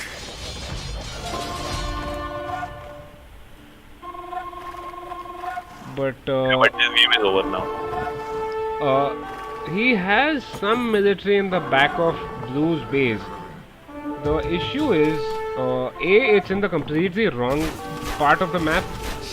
Second thing is that small military is not going to do anything. Hey, Like, look he's at got it. 96 military units, so it's not a small ball of military, if you can call it that. But I think it's just in general, if you look at it, he's got light cav, he's got throwing axemen, he's got paladin, so there was no focus on making one sort of a military unit or maybe two. It's a mixture of everything, and then the wrong units are taking fights with the wrong units. Right. So you can't have throwing axemen going up against archers. That is just a bad combination. And another thing is that Red seems to want to attack a part of Blue's base, which actually does not exist anymore. Like, Blue has moved on. He's on a completely different part of the map now. Whereas Red is trying to gain control over that part, where Blue basically started his game. Right. And the thing is, there are no resources over there. So even if you were to build a castle and do something with it, there's no point in doing that, right? And yeah, so I've just slowed down for a second here. I am at 1 hour 31 minutes and 57 seconds. And at this point, I will come. India? and red is now finally coming in with the skirms. But yeah, I mean, okay, so at least Reminishu is building some villagers. He has the right idea. He's trying to reboom back. Problem is, okay. I think Sorry? raid is. Sorry, you were saying something? I think raid. Yeah, it's over. I guess for raid now. Only walls are left. Few villagers here and there. Yeah. No. So the issue is red actually has slightly more villagers compared to blue. But until about 30 seconds ago, 39 out of his 41 villagers were idle. Yeah. So that's a completely idle eco. He's got villagers inside castles, inside towers, doing nothing. And this is again another thing which happens at low elos is once the armies are spread out or once the bases are spread out, players do not know which part of the map they should be attacking at. So Blue basically came back with his entire army just because he wanted to save a TC where, I mean, it's some food eco, but beyond that, Blue has a secure, Blue had a secure base at the back, which was now just being trapped. So there's a lot going on actually in the game. It's just that it's mostly inconsequential. Lot of raid villagers are moving somewhere now.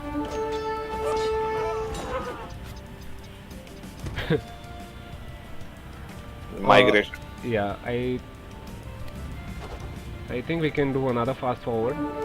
Yeah, let's go.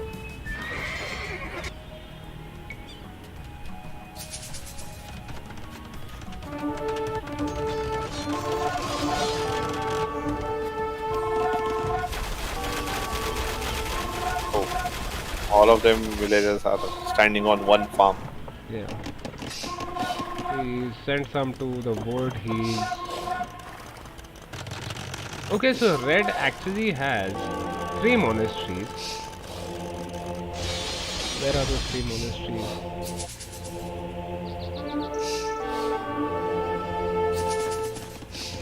So red has 1 relic here. Okay, so I think red has just 1 relic at this point. Compared to blue's 0.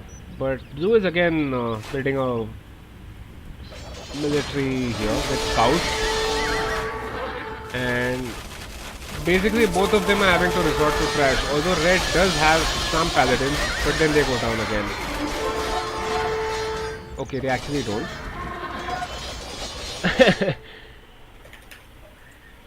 What? Oh man. So Reminishu here did a 105, which is the taunt for you can resign, and Neil was basically just wasting his time. You know, the thing is, a couple of different engagements and Blue could have managed to win. It's just that Blue had no eco by the end of the game. For that matter, neither did Reminishu, but it's just that Reminishu had a few more villagers. So yeah, Blue actually lost the game. What the hell? Yeah, just now found it. What the hell? How? What? Oh man, this is a 1 hour 45-minute game. Wow. Yeah, Parun. I believe Reminishu is a friend of yours, so you'll have to ask him what this game was. Anyways, GG's, let's just go and look at the stats. Massive military numbers and pretty interesting KD for Reminishu actually. He's got 408 kills to 278 lost, which is nice. I think it's just a matter of getting enough army controls where you know which parts of the map your army should be at, where they should be attacking, etc. etc. Right. So yeah, and technology-wise, pretty similar numbers. I think both of these players were quite close, elo-wise, which is Yeah. why we saw something like this. And yeah, so neither player actually managed to get beyond or even 270 villagers. We have Neil with 58 villagers and Reminishu with 68. Okay, so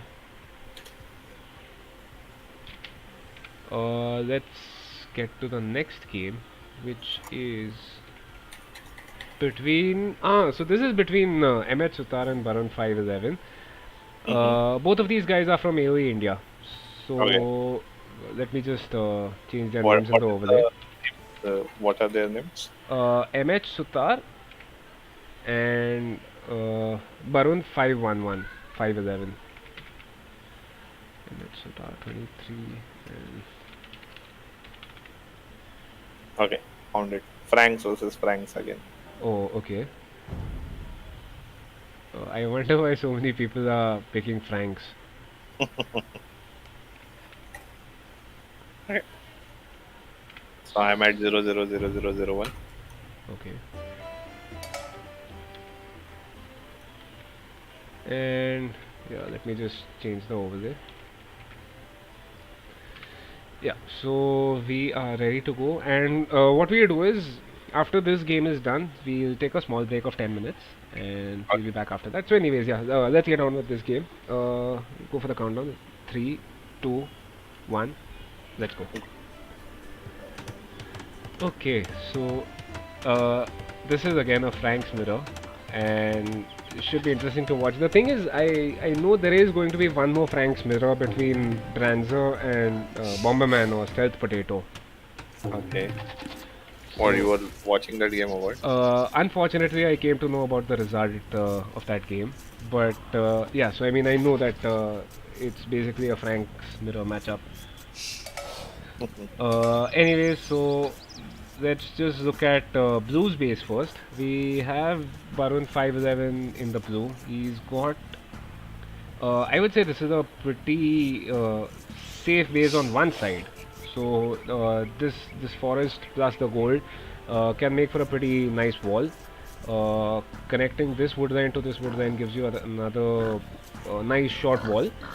And even in the front, even though his main gold is forward, he can actually just wall up between those two forests, and that would actually be pretty safe. Now, unfortunately, the other side of his base is completely open, and I know people, quite a few people who would try to actually wall up from this forest to this forest and then to the edge of the map, which is not the right play. I think at this stage of the game, like this early Dark Age, Feudal Age, whatever, uh, the forest in the front should be walled directly to the TC. Okay. And same thing from the edge of the map to the berries and the berries to the TC. That's it. And that would give you a safe map for up to Castle Age basically. Looking on the other side, we have MH Susar also in the, also playing as the Franks. And he's got a superb main gold at the back. He's got a very nice safe stone at the back. His front is slightly exposed, but it's not something that can't be walled up. This can easily be walled up with some wall to the stone and then from the stone to the tree line over here. Same thing in the back. Oh, MH almost lost a villager to the boar. Yeah, I think he should just go back to herding sheep rather than trying to pull boars. Unfortunately, I think in this commotion he seems to have forgotten that his villagers have managed to murder another sheep or a goat rather. Yeah. What are their elos? Both players? I think both of them are around 1000 elo. We have them in the chat, Uh-huh. so I think they can just tell us what their elos are. Yeah, Barun, I think that was building a house or a wall to de-aggro the boar. By the way, again, this is something that if you guys don't know about, is if you're pulling a boar towards your TC and your villagers actually get a couple more hits and they are really weak and they're about to die, what you can actually do is select your villager, the villagers that is low on health, use the hotkeys, which is something you have to do, but use the hotkeys so that you can do it quickly. Uh, Make the villager build a house on the boar itself. Okay. Okay, so what that does is, because of the game logic or whatever, what happens is the boar will basically de-aggro itself. It will forget that it was chasing that villager that is suddenly building a house in front of it. The boar will move to the side and go back to where it was. Oh, what? Yeah.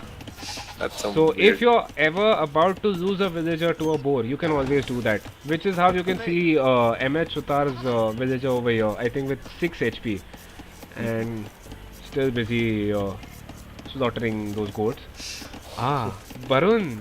Barun seems to be a smurf, as somebody in the chat just said, because he's pushing deer, man. So, I personally feel, this is my personal opinion, that at our Elos, it is absolutely stupid to try and push deer, because all you're doing is you're dividing your attention by adding something Complex. which you're not extremely good at. It is something which is extremely awkward by itself. Pushing deer because you have to handle which direction the deer is going in, etc. It is very awkward. So while you're doing that, you are possibly fucking up somewhere else. Whether that is two villagers trying to slaughter two different sheep, or maybe you are losing a villager to a boar or whatever. So I mean, yeah, you if you can do it, good for you. I'm not saying you should not do it. I'm just saying that your APM should be spent on something much more constructive. And as I say that, MH Sutar manages to lose his scout to the TC fire. So, okay, at least Sutar has found his opponent's TC. What else has he found? So Sutar actually knows about Barun's lumber camp. He knows about one of his golds. But beyond that, yeah, no other knowledge of the map. And has he found his own resources?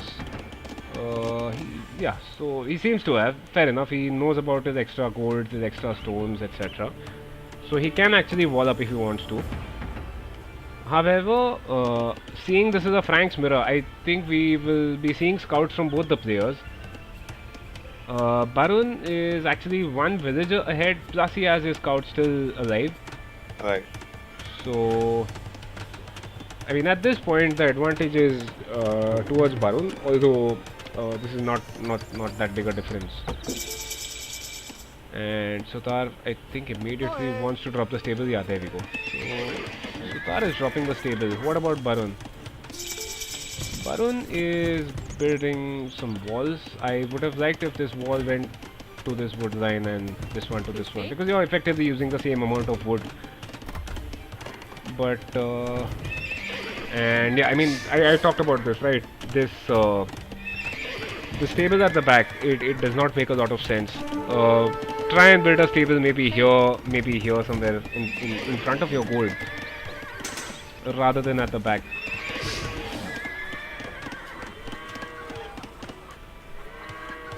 Hey. And so Sutar, I don't think is interested in walling the sides of his base so soon. Meanwhile, Barun actually has his. I mean, the front of his base is completely covered now, and he I has think managed. all the sides Yeah. are completely covered now. Yeah. It's just this side which is remaining. But the smart thing he has done is he has placed a spear over there. So even if the wall is not built yet, if Sutar manages to get 2 or 3 scouts into the back of Barun's base, that spear can take care of them. Although I think the walls will end up going up anyway, because Sutar, he's got 2 scouts over here inside his stable, and unfortunately he lost his starting scout, which makes a massive difference, because if the moment you have 3 scouts, you should be going forward and try and apply some pressure. Unfortunately, now that Barun is completely walled up, those scouts are completely useless.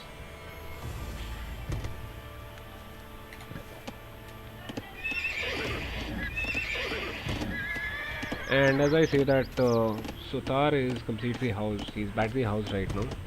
Where's the wall? Where's the house being built? Okay, there we go.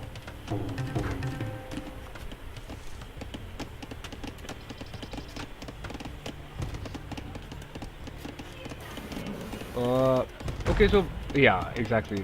I think Barun just forgot to leave an opening for the scouts, Oh, and he's got three more scouts heading towards Sutar's base.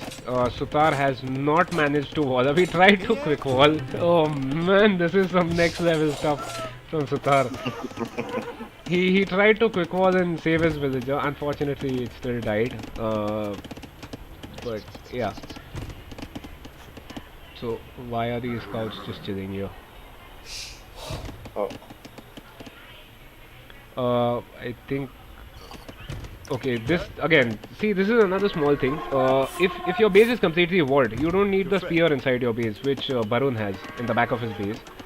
Like the walls are complete. That spear is basically just looking at walls. Why not just send it forward, along with your scouts?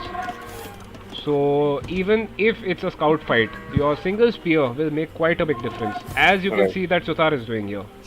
He's sending two spears along with his four scouts, which means that Barun cannot engage with those scouts. He has to run away.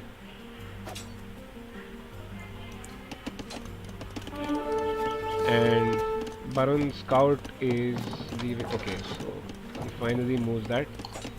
And fair enough. Okay, so as I was saying here, the problem now is. Oh, okay, so there is no real engagement over here. oh, they are just backing off. Yeah. Unfortunately, in all this, Sutar manages to lose a scout. Barun seems to have paid a little more attention to that, so he managed to save his scout. Barun has two spears to Sutar's two spears now. So I believe they have roughly the same amount of military. And Barun has, by the way, clicked up to Castle Age. Nice. So Barun is in Castle Age. Let's look at Sutar's resources. Sutar is actually quite far behind because he has queued up 7 villagers, which I believe he'll cancel. Yeah, there we go. He's just cancelled his villagers and he's queued up wheelbarrow. But the thing is, his gold mining camp is coming in too late. So he'll be quite a bit late to Castle Age compared to Barun.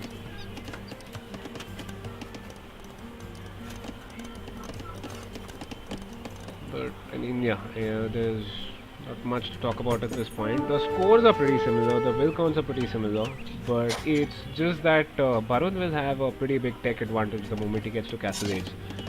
Right. So Sutar has one stable. What about Barun? Barun also has one stable at this point. He's built 2 archery ranges. Okay. This is extremely interesting. Barun is going for archers, and I assume the moment he gets to Castle Age, he's going to upgrade them to crossbows.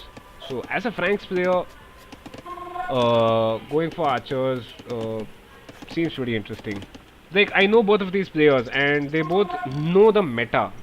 So, Okay. it's not a case where a player picks a civilization which does not get some unit and then he tries to make that unit. Like these guys know a Franks, the Frank civ is good with say knights or with Basically, what to do, when to infantry. do. Yeah, exactly. So they know the meta. So it is interesting to see Barun going for archers over here. And the thing is, he's sort of hiding his archery ranges at the back. I say that because I assume he's trying to hide them rather than doing what he did initially is, just place his production buildings at the back. Right. So I hope it's not a mistake. He's actively trying to hide his archery ranges over there. But yeah, I mean beyond that, let's see. So you see this mistake, right? Sutar was slightly delayed initially to click up, and in that time Barun managed to get inside his base, do quite a bit of damage, and Sutar unfortunately has not been able to click up yet.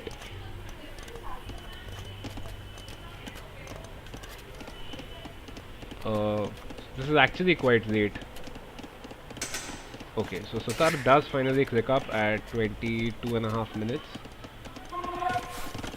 Meanwhile, we see Barun is going for the crossbow play as a Franks player, which is extremely interesting.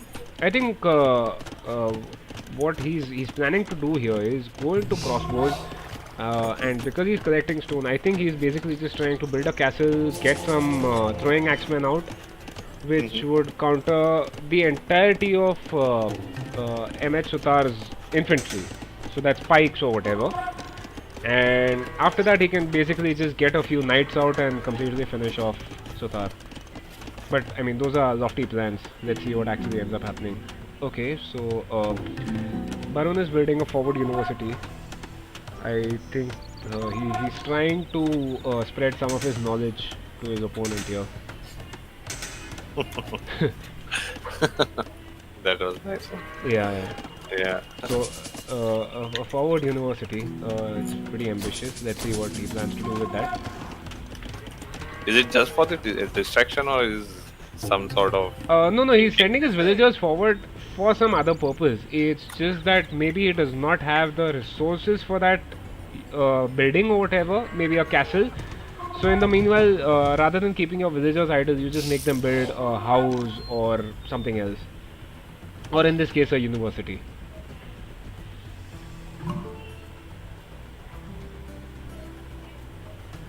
Yeah, so there we go. He says the villagers were going to be idle anyway, so might as well build it forward. Right. But I think this will be interesting to see. Frank's player going with crossbows. Sai Krishna, I think he wants to research ballistics, which is why he's built the university. Although I think he's in the chat, so he can just confirm. Yeah, so he's going crossbows. He'll go for ballistics. The moment he... Okay, so he has the resources if he wants to get ballistics right now.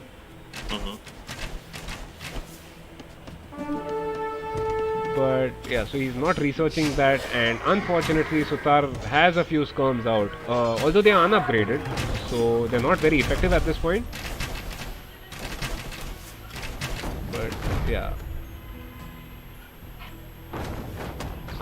So Barun says he never got ballistics in the whole game because he misclicked or he hit the wrong key rather. That's unfortunate. How is he looking on his stone? He's got 346 to 356 stone. Okay, so even the stone counts are pretty similar. Villager counts not that big of a difference, just 7 villagers at this point. I mean, it's still massive, obviously, but it's something that you can always overcome. You know what would be smart at this point is if Barun added a few spikes to his combination of archers and mangonels, because that would completely counter all of the military that Sutar is making here. And Sutar, meanwhile, even though he's being attacked by archers and mangonels, he's basically like sort of trying to get a bigger military, I suppose, because that is the only explanation for this. The problem is all this military will die to these crossbows. They are extremely effective units in Castle Age. I think unfortunately the game seems to be lagging. But it's an issue with the replay, so yeah, there's nothing I can do about it. I think one of the players was lagging, and so the replay. So you can see here, right? These few expos and a few knights have managed to completely obliterate MH Sutar's entire army. He's on one army unit at this point. Should be interesting to see what it is. Okay, so it's a knight.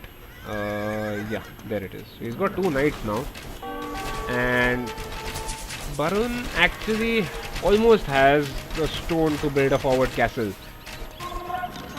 So yeah, let's see where that forward castle comes up, because it is coming. We know for sure.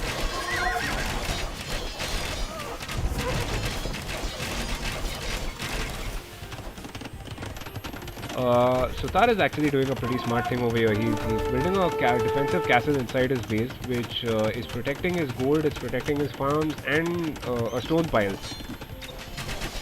So, I mean, this game is not over yet. The only issue is uh, that where does he go from here? Because he has no military. I mean, he's got some military, but it's inside the buildings.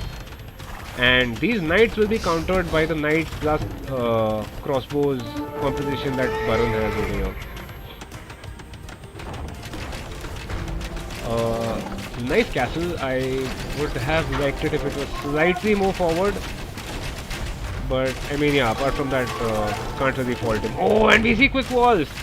Oh, Baron actually manages to quick wall his villagers, so the castle will come up, for sure.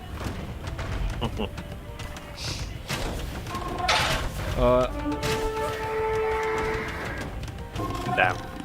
Yeah, so Sutar gets his defensive castle, but he's making throwing axemen. Why? They are going to be countered by the crossbows that are already there.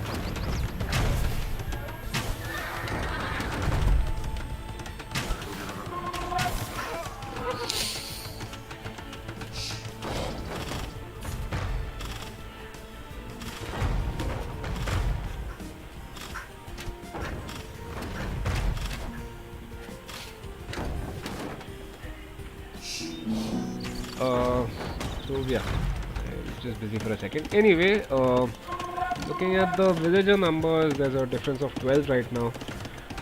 Thing is, MH Sutar has 2 town centers at this point, and I believe Baron has only 1. Yeah. So Baron, even with a single TC, has more villagers compared to Sutar. And he has way more military compared to Sutar as well, by the way. Baron can click up to Imperial in some time. Meanwhile, I think, yeah, this is looking pretty bad for Sutar at this point. Yeah. Baron, I think, should be able to click up to Castle within a minute or so. Because Baron is now again going for a multi-dimensional army here. He's got his mangonels, which will obviously die to these throwing axemen. But apart from that, he's got archers, which will completely counter these axemen. And he's making his own axemen.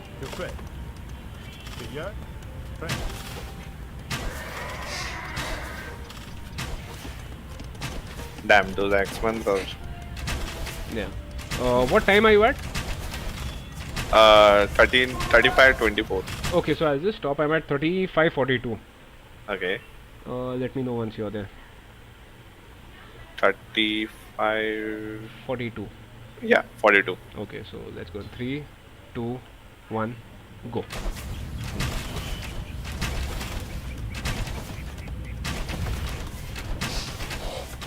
Yeah, you're right, man. It's a single axeman over here. And no upgrade on that axeman. I think that was a misclick or something like that. Yeah, makes sense. Like his entire military composition has been on the basis of the archers that he's making here, or the crossbows rather. And yeah, I mean, making axemen along with that makes no sense.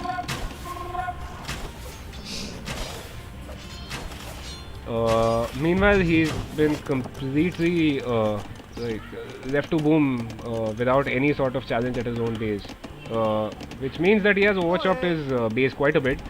If Sutar actually manages to make knights, in even reasonable numbers, this could be pretty bad for Baron. But yeah, I mean, as you can see here, these throwing axemen are they are dead in front of these this wall of exposed. Yeah.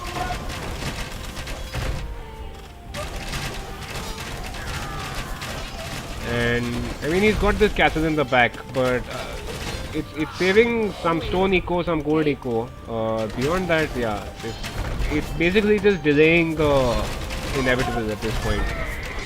Baron can click up to Imperial Age. I don't know why he hasn't. I think he's just busy microing his archers. Okay, so Sutar just calls it GG. So yeah, GG guys. Fun game actually to watch this one. And let's just take a look at the stats now.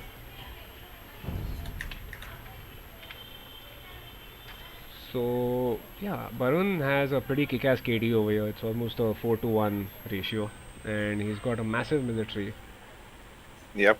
And eco-wise Score again, is double. Yeah. yeah. And eco-wise, even though he was on a single town center, he had more villagers, which meant that he had a better eco basically. Hmm. And yeah, getting to Castle Age earlier. I think Sutar's misplay was when he couldn't click up to Castle Age as soon as Barun did. Because if that had happened, we could have seen a different game altogether. Yep. VK, we will. First of all, this is not my tournament. I'm just casting this for these friends. And second thing is, you are 1500 euros, so please don't, please don't play amongst these guys. Yeah.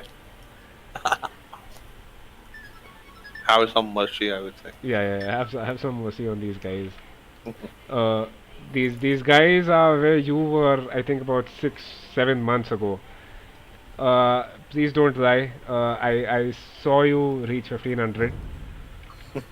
So yeah, after this we have Babuji versus Mekachin. So let me just update the scoreboard for that.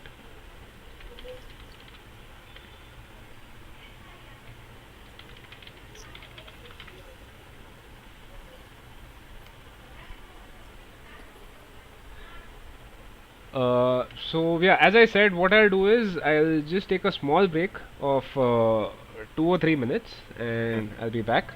So meanwhile, what I think I can do is uh, the background music is not pretty loud, unfortunately. Let me just change that so you guys can listen to the beautiful game music. And yeah, I'll be back. Yeah, it should be pretty audible now. Yep. So yeah, just give me like 3 to 4 minutes. I'll be right back.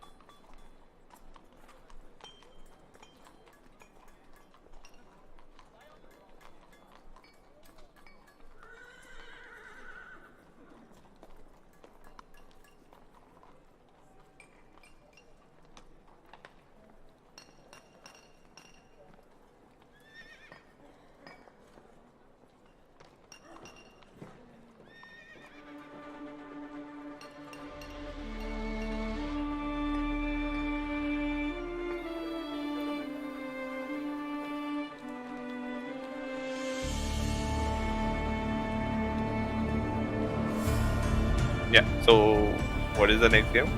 Yeah, hey guys, back with you. And the next game is Babuji versus Mekachin. Okay. I'll just reduce the background music.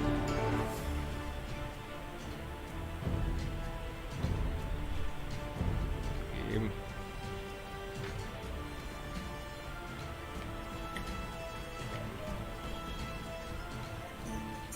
Okay, so I've paused it at 1 second. Let me know once you're in game. Okay. Yeah. 1 second. Lithuanians versus Britons. Huh? I'm at 1 second now. Yeah. Yeah. I'll just be back 1 second. Hmm.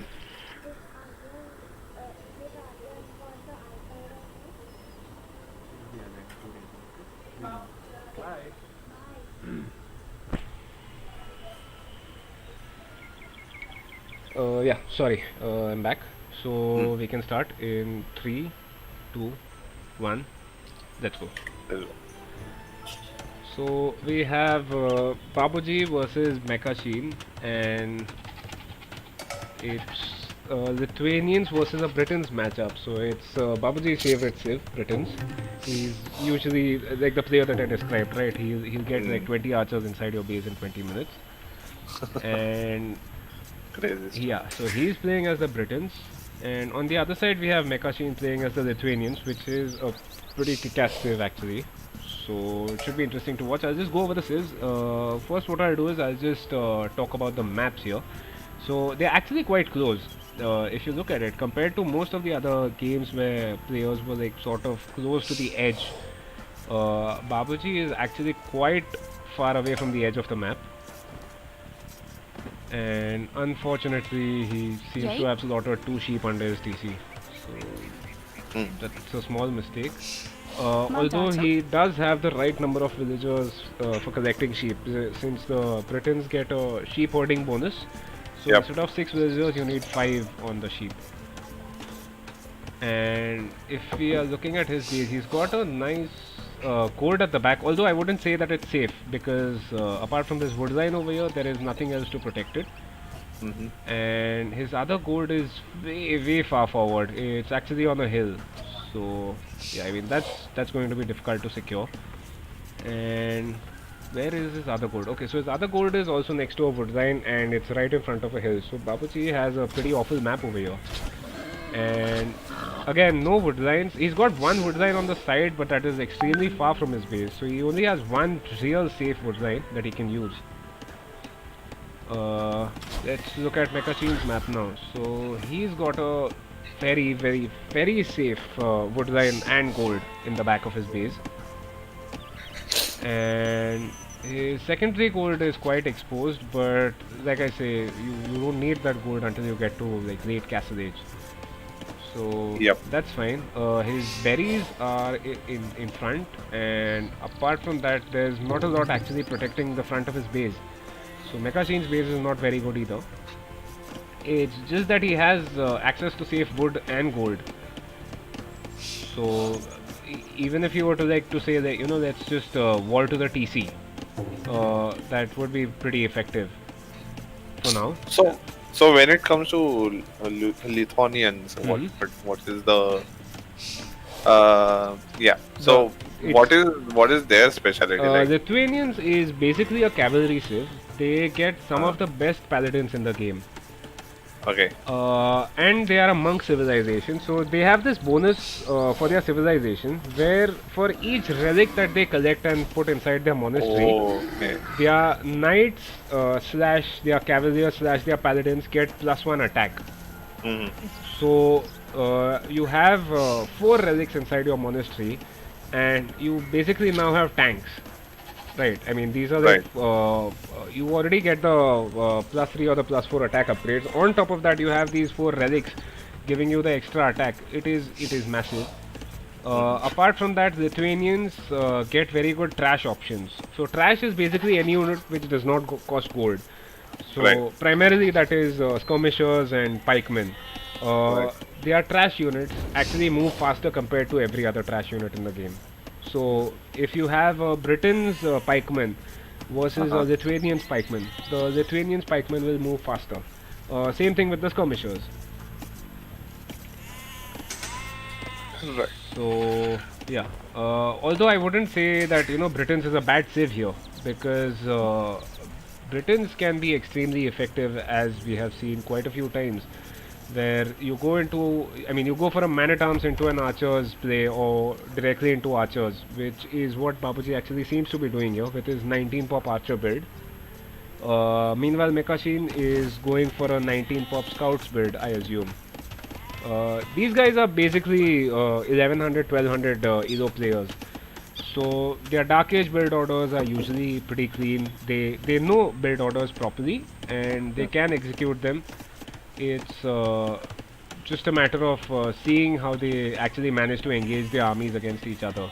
Like, even if you notice here, their click up times for the feudal age are extremely close.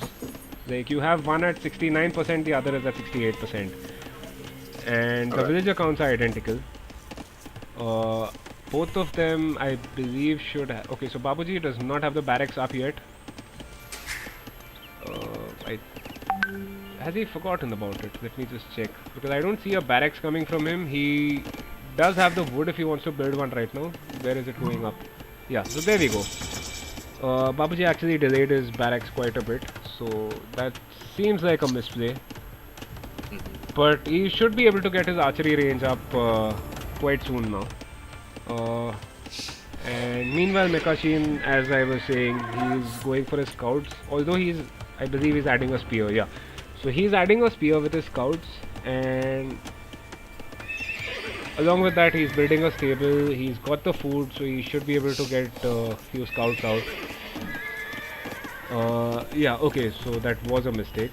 However, anyways, he's got his first archery range being built. And by the way, Britain archery ranges work faster. So even though his archery range was delayed slightly, it's not a big issue for a Britain's player, because they can get their archers out quite quickly. Okay.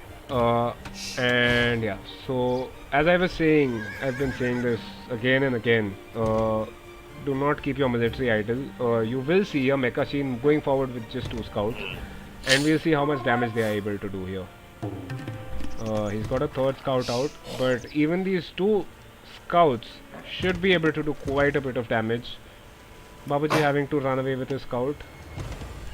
Yeah. What about his range? He's got... Okay, so Babuji has 3 archers at this point. He's getting a blacksmith up. He'll want to research fletching as soon as possible. Should be able to do it. He almost has the food to get fletching. Although his food eco is idle at this point because of the scouts attacking the berry villagers. So what will he do? Is he going... Okay, so he's basically quick walling his gold villagers, which is nice. Which means his gold income will be guaranteed. His unfortunately his berries are open, but apart from that he's got a safe wood line over here, and he's got a safe gold income. Yay. And he has queued up fletching now, so that is nice to see. Unfortunately he's housed. And meanwhile Mekashin is getting a 4 villager lead.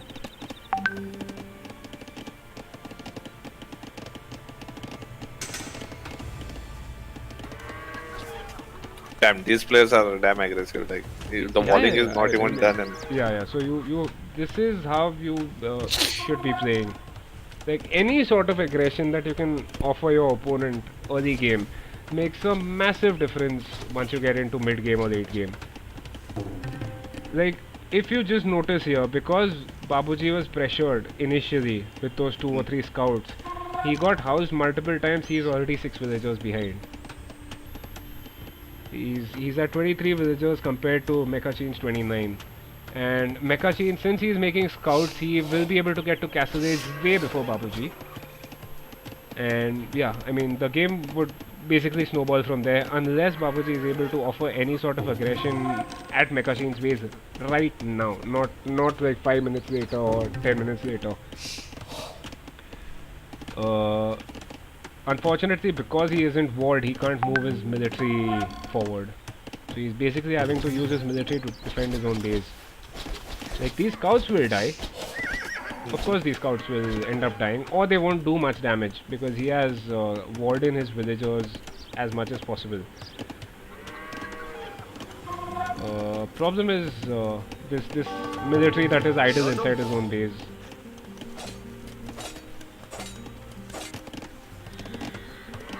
And yeah, so Mechachin is starting to collect gold now. He should be able to click up within the next 2 minutes or so. I don't think there was any issue with the build as such. It's just the slightly late this thing. Your range, I mean your range coming up slightly later is what caused this. And Mechachin is being extremely irritating here. Those two scouts, they've done so much work and they are still being a nuisance here. And by the way, if you notice, Babuji's lumberjacks have managed to overchop on the forward wood line. So if those two scouts get in, I don't think they will because he's not paying attention over there, but if they do get in, that's maybe one easy villager pick over there as well. Dab. Yeah, so Babuji finally moving out with his 10 archers. Okay, and how many does he have? How many more does he have?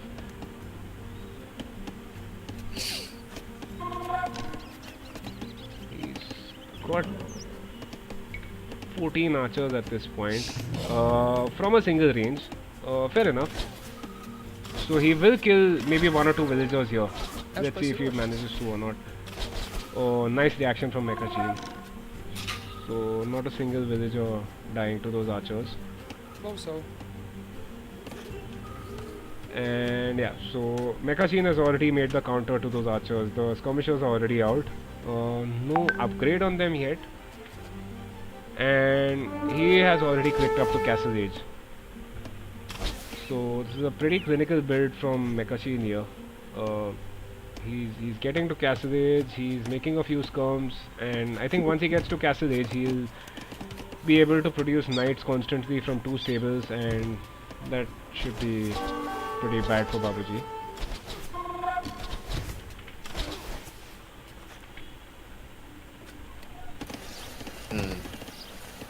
And okay, so there's this other thing which I wanted to discuss. Babuji has a scout available. The scout, I don't know what it's doing. It's basically just outside his base patrolling. If he had noticed that Mechachin is not walled at the back, he could have sent those archers there. Instead, what he's doing is he's trying to attack walls and he's running into skirmishers here. Yep. Like the back of Mechachin's base is completely open. It's wide enough for a fucking plane to land. So those 15 archers or 14 archers over here, they could have done quite a bit of damage if they actually managed to get inside, because Mechachin's wood and gold eco is over there. Like, even though, fair enough, Mechachin has a few skirmishers out, but the military numbers that Babuji has would have been pretty effective. He has also clicked up to Castle Age, by the way, which is something I missed, but yeah. And Mechachin immediately has queued up a knight at this point. We should be seeing a second stable coming up soon, hopefully. Or is he going for a single stable knight? I mean, he's got the villagers to eventually be able to support 2 stable knights.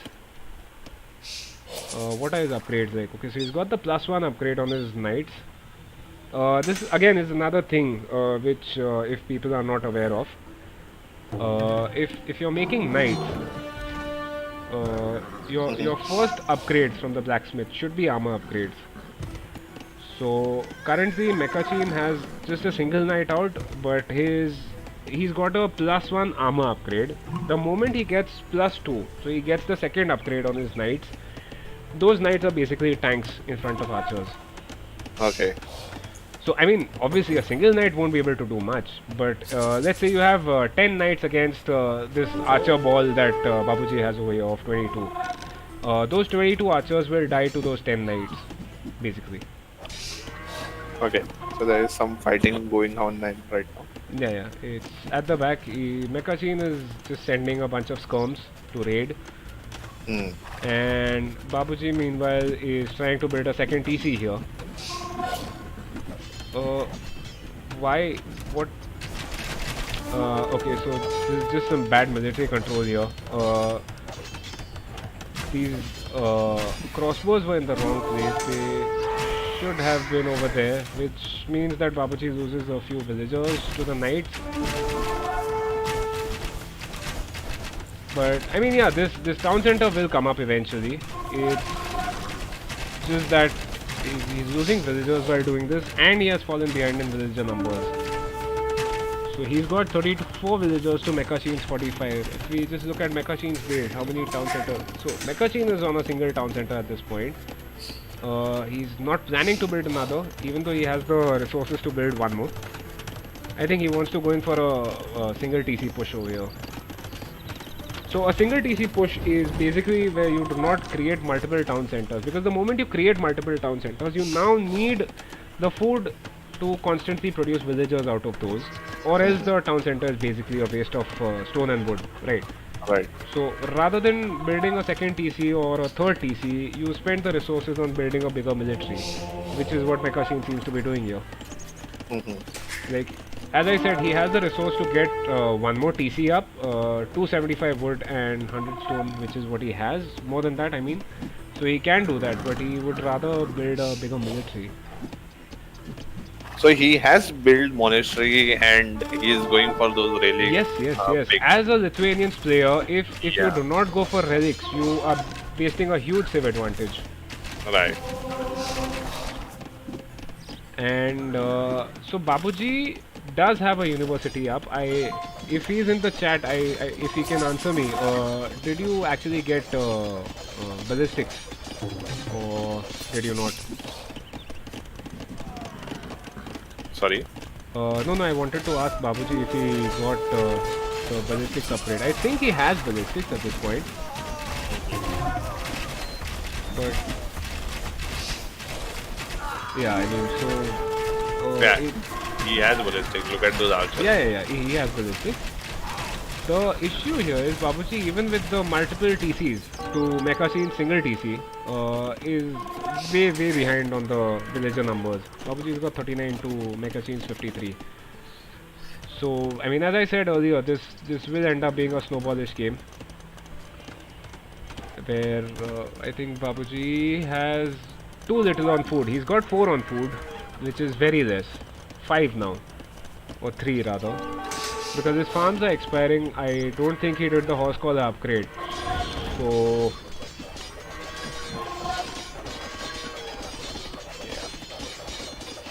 unfortunately, even though he has the 2 TC, he is not able to keep production up from both the town centers.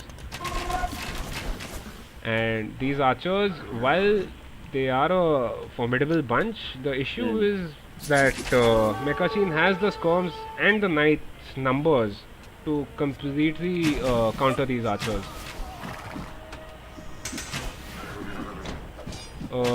Yeah, but why are you sending the villager forward to make houses here? I mean, fair enough, if you're trying to protect your base, makes sense, but just take a couple of villagers and build houses at the back, man.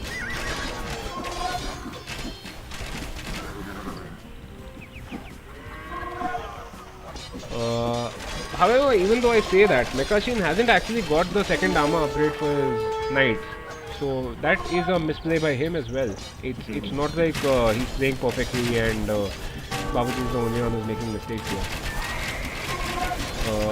These skirmishers, again, I feel they should not be required. If you have enough +2 knights, these archers can't do anything. Does he have relics? Or rather, 2 how many relics have been picked. Okay, so he has 2 relics. So Yeah. as you can see now, he's got the 10+2 attack on his knight. Right. That +2 is entirely because of the Relic. relics that he has. Okay. So I think he finally got the forging upgrade now. Yeah, so that means it's a 10 plus 3 now. But it would otherwise be a 10 plus 1. It's just that because of the two relics, it's a 10 plus 3 attack now. And Mekashin has now finally decided to go for a 3 TC boom. Unfortunately, as you can see, he's got a very imbalanced or rather unbalanced economy. He's got 20 on gold and close to 1500 gold and hardly any food. He does have a market, but he's not using it to balance his eco. Looks like Raid is pushing now. Yeah. So Babuji has this big archer ball, which is extremely effective. And like I said, Mekashin did not get the +2 armor upgrade, which means that these archers are very, very dangerous if he uses them properly. And he's doing a good thing here by making a few scouts. Although I wish he had got the armor upgrade for the scouts, which would push away the skirmishers. So now these archers are basically free to get into Mekashin's base and do as they please. Right.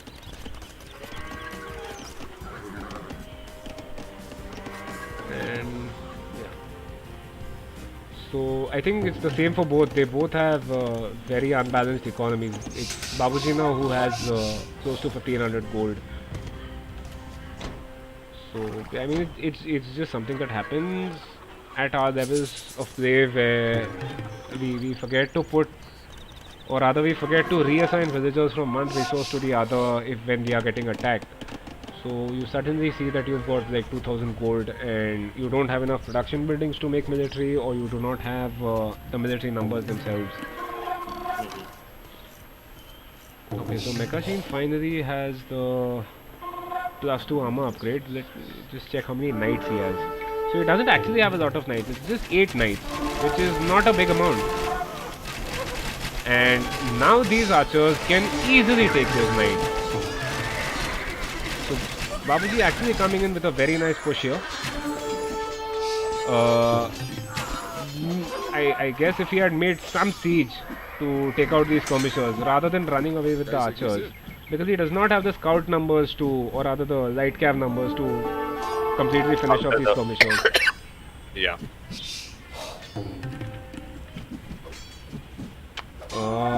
This is a bad play. He should not be pulling those archers back. He should be going forward at this stage. Because every minute he lets Mekashin boom behind this, he's getting closer to Imperial Age, to trebs and castles, and after that it's unbeatable. As a Yeah, and you already have 3 relics now. So yeah. plus 3 already. Yeah. So that's a 10 plus 4 knight at this point. And he's getting the blast furnace upgrade. Damn. Sorry, the iron casting upgrade, which means there will be 10 plus 5 knights very soon. Actually, a bit of information. I played a game against Babuji some time ago, where I think it was me playing as the Franks and him playing as Britons.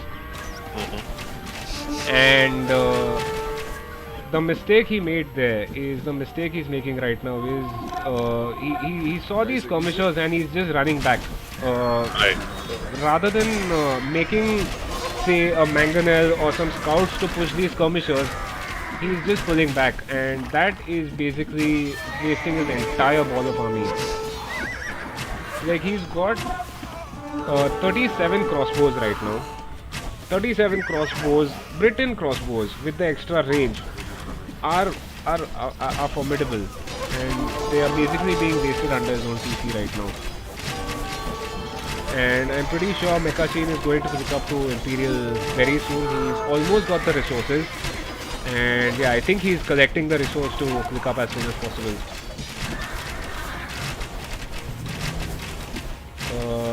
I think he's short on a building maybe. Okay, so he's going for the castle.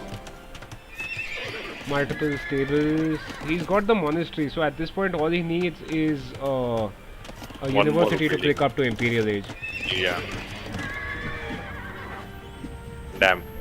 But I mean, yeah, this is just a. So Mekashin's farm gives me OCD. That's for sure. I mean that's fine to an extent. If you have the handcart upgrade, these bad farms don't make that much of a difference in the food collection rate. So I mean, if the OCD thing is an issue, that is a different thing altogether. But if you are just talking resource collection rate, if you Okay. have the handcart upgrade, it does not matter.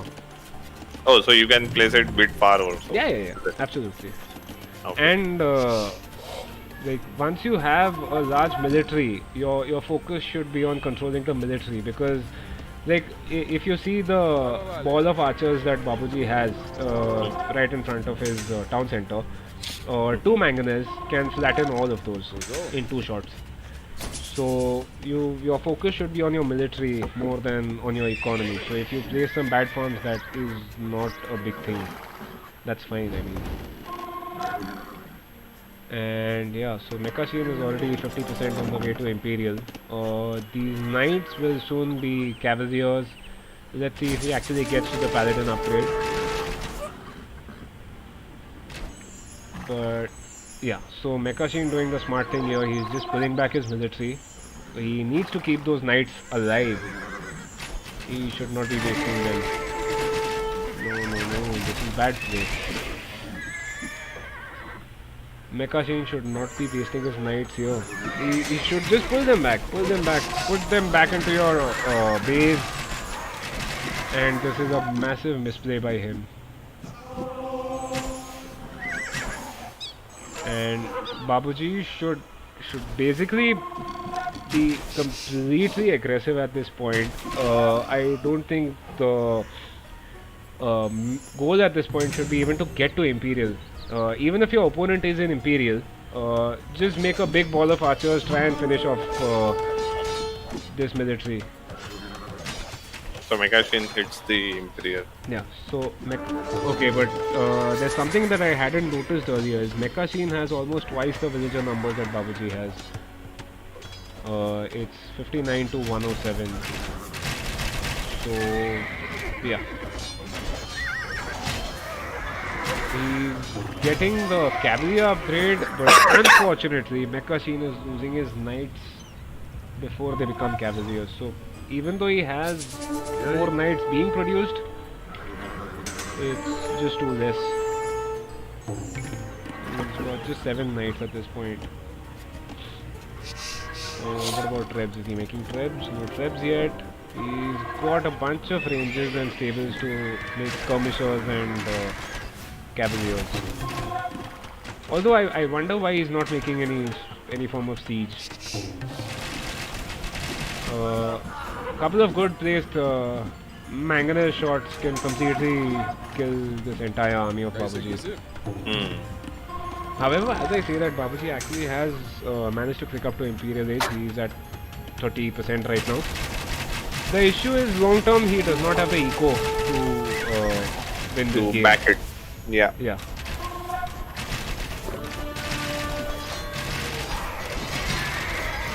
Surprisingly, neither of the players are making siege. Against the Britain's player, siege is extremely effective. And same goes for this ball of skirmishers that Mekashin has. A couple of mangonels and these skirmishers would... I mean, he has the cavalier to snipe the mangonels. But even then, I mean, I wish either of the two players had made any siege workshops. Yeah, so neither of them doing that. I think Babuji has completely stopped making villagers, because I don't see any villager production coming in for him, even though he's got 1300 food. And the thing is, since Babuji is playing just straight archers and a few scouts, but nothing significant, he does not need the food. Yeah, just wood and you wood. just need wood and gold. Yeah. Yeah. It's I think yeah, these scouts that are coming out, or light cav, too little too late I suppose. Mekashin already has a treb out and is attacking Babaji's TC.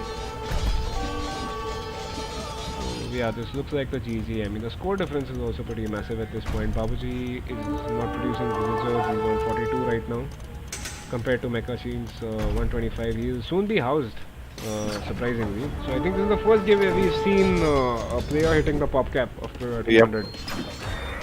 And yeah, Babuji calls the GG before Mekashin can do that.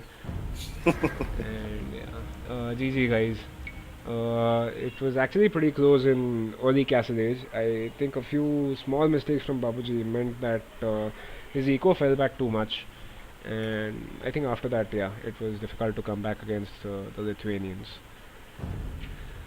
Let's look at the stats. So yeah, military wise, Mekashin with the better KD, with the larger military, although most of it was skirmishers. So if there was if there was a way to actually check out the military compositions, Mekashin did not make a lot of knights and he lost quite a few of them to archers. So that was a misplay by him, but basically the big ball of skirmishers ended up winning the game for him. Eco wise, yeah, again, I mean, massive difference just because of the lack of villager numbers. Tech wise, yeah, pretty similar. Feudal age times, Castle age was quite close. Imperial was the big difference actually. And yeah, those three relics, not just the code but also the attack upgrade on the knights, the big thing. Nice. Yeah. Okay, so after this we have Stealthy Chakram versus Lakshman. Yeah. Let's go. Okay, so I'll just load the recording. Paused it at 1 second.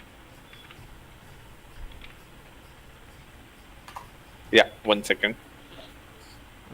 Yeah, so let's go in 3, 2, 1, go. So yeah, I mean, as I talked about in the first game, you have Lakshman playing as the Mayans and he has to get room instantly. Yeah. Because if you see on the top left, he's already pop capped. He's got 5 villagers and capacity of 5. Now he builds the houses so he can start making his villagers. Yeah.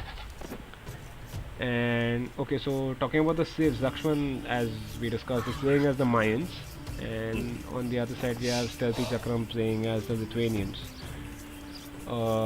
We just saw Lithuanians, how powerful they can be if they're played well.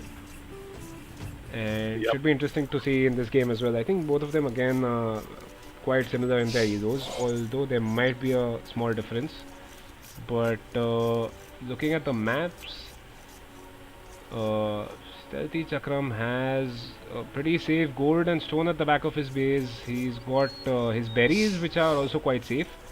It's just a matter of trying to make a wall that is viable enough, where his forward wood line to maybe his gold, and from there to his berries to the forest at the back, and I think you can wall that off easily. I mean, not easily, but it's still a viable wall. And on the other side, Lakshman playing as the Mayans has extremely safe berries and a main gold. His backup gold is sort of just right under a hill, so that is an inconvenient spot, but yeah, beyond that it's still manageable.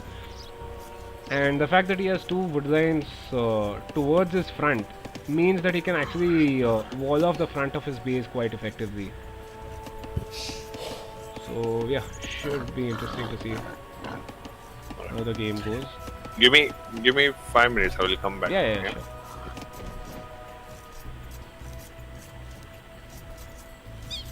So yeah, nothing much going on at this stage. Shot it. Lakshman, I think he's missing 2 of his sheep, or has he got all of them? Okay, yeah, so Lakshman has found all his 4 goats. And yeah, I'll just change the name.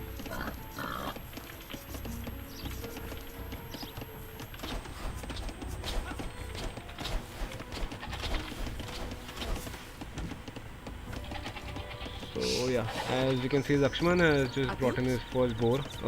Not a perfect lure. It should have been under the TC, but I mean it's fine. Ashike? Sort of the same thing by Stealthy Chakram here, and so both of them have found their goats, their sheep, whatever. And beyond that, their villager numbers are identical. Let's just look at the scouting in the meanwhile. So Lakshman has Abish? found bits and pieces of Stealthy Chakram's base. He can. Shot it. Oh, will we see a lame here?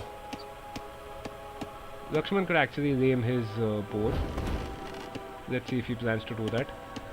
And we see that. So Lakshman is actually, it does not have the 2 attacks that are needed on the boar, but let's see how far the boar manages to follow the scout.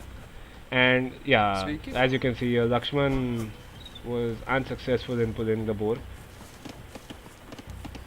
Abish. and in the process managed to lose some HP on the scout. So yeah, I mean, like I said, these things at lower levels, they sort of create more hassles than the advantages they offer. So Lakshman, in pulling the, or rather in trying to lame the boar, is I think half a villager behind. Stealthy Chakram is ahead on the villager counts. Yeah, so there you go. So in trying to lame the boar, he got slightly delayed on queuing up the next villagers basically. Aš pasiruošęs. And I think Stealthy Chakram is going to go for a drush here. Although I don't see... Okay, yeah, so there's the barracks coming up and we'll see a drush from Stealthy Chakram. Shot it. And Lakshman can actually lose his scout here, which I think he will end up doing. Yep. So Lakshman loses his scout. And let's see what he has scouted of Stealthy Chakram's base. So he knows about the gold, he knows about the berries, the lumber camp here, and the main gold. So even though he lost the scout, he has actually figured out Stealthy Chakram's base mostly. Unfortunately, what he won't see is the drush coming in. However, Lakshman actually manages to get his drush out faster, but it is spotted by Stealthy Chakram. So yeah, Stealth is doing the right thing by basically trying to monitor the progress of Lakshman's drush. Is there any quick walling we see here? Okay, so there is some quick walling around the berries. Nothing around the lumber camp yet. And yeah, so at this point he's just trying to find those 3 militia. Although as I say that, I can actually see that Lakshman has not only caught up to Stealthy Chakram in the villager count, but has actually surpassed him. So that's some idle time for Stealth as well. And yeah, so Stealth is now quick walling his base, although I can see a gap here. So if I do hope he genuinely notices that gap here, otherwise this could be bad. Oh, he does not, or rather he notices it too late, which means that this militia is getting in and these quick walls have failed. And he'll have to send his villagers back from here. Oh, come on, quick wall this. So that's okay, so he does not lose a villager, but the hole is still not blocked. And I wonder why Lakshman is not sending somebody here again, the militia I mean. And meanwhile, Stealth militia have not even reached Lakshman's base yet. And I think Lakshman will end up finishing the walls on this side of the map. He's pretty open on the other side, but I mean that's quite a bit away from these militia. So yeah. The hole that Lakshman used initially is still there, so I wonder why he's not sending the militia over there. Okay, this is a bad mistake. He's wasting these militia trying to attack the mill here. If he had just sent these inside, this could have been pretty good. I think Stealth is going for a fast castle here. Unfortunately, it does not have the gold income yet. Okay, so finally we see the militia going back inside the lumber camp, and I think this time Stealth will end up losing a villager. Aš pasiruošęs. Come on, wall up. Why are you not walling this in? This is still open. And let's just look at his wood. Okay, so he's got 11 on wood. Some of them over here, some of them here, and these are now man-at-arms, so they are pretty potent. The only issue is stealth's fast castle won't actually be very fast. He's not got any gold at this point, so that was a slight delay. And as I was saying, so Lakshman actually managed to wall up his entire base. And since he's playing as the mines, it's actually pretty important that he manages to do that, because mines are slightly difficult still to get going, but once you actually get them going, they are one of the best civs in the game. So yeah, I think Lakshman will be following up those man-at-arms with archers, and that's exactly what we are seeing here. What about the blacksmith? Does he have no blacksmith yet? He unfortunately does not have the wood needed for that, because he's queued up 6 archers. So yeah, I mean, that's just a slight mistake. Yeah, and yeah, as I say that, he cancels his archer production just so he can get the blacksmith up. Yeah, there we go. So that's some good play from Lakshman here. And these militia unfortunately managed to not accomplish anything. Meanwhile, these man-at-arms are still alive and well inside Stealth's base, and being a massive nuisance here. Pull back. So even if he is getting idle time, these man-at-arms will end up dying now. Rather than that, if he had just pulled these man-at-arms away, which he's doing now, but it's too late, he would have actually got much more idle time out of these. Now let's see if Lakshman actually spots the gap in the wall. Okay, so he does spot this. Shot it. And he is about to get fletching, although this is a nice move here by Stealth to try and tower this. Lakshman should just make a beeline for this tower, because if the tower comes up, his push here will be completely nullified. Come on. Okay, so that's a very nice play by Lakshman. Meanwhile, Stealth actually has clicked up to Castle Age. He's 25% up to Castle Age. The issue is that once he gets to Castle Age, he does not have the resources to do much. I mean, he has no gold income. He has a gold here in the back, which he can obviously use, but unfortunately even that is not walled. So these archers will get in. And not only that, but he has now wasted 125 stone on this tower that isn't coming up.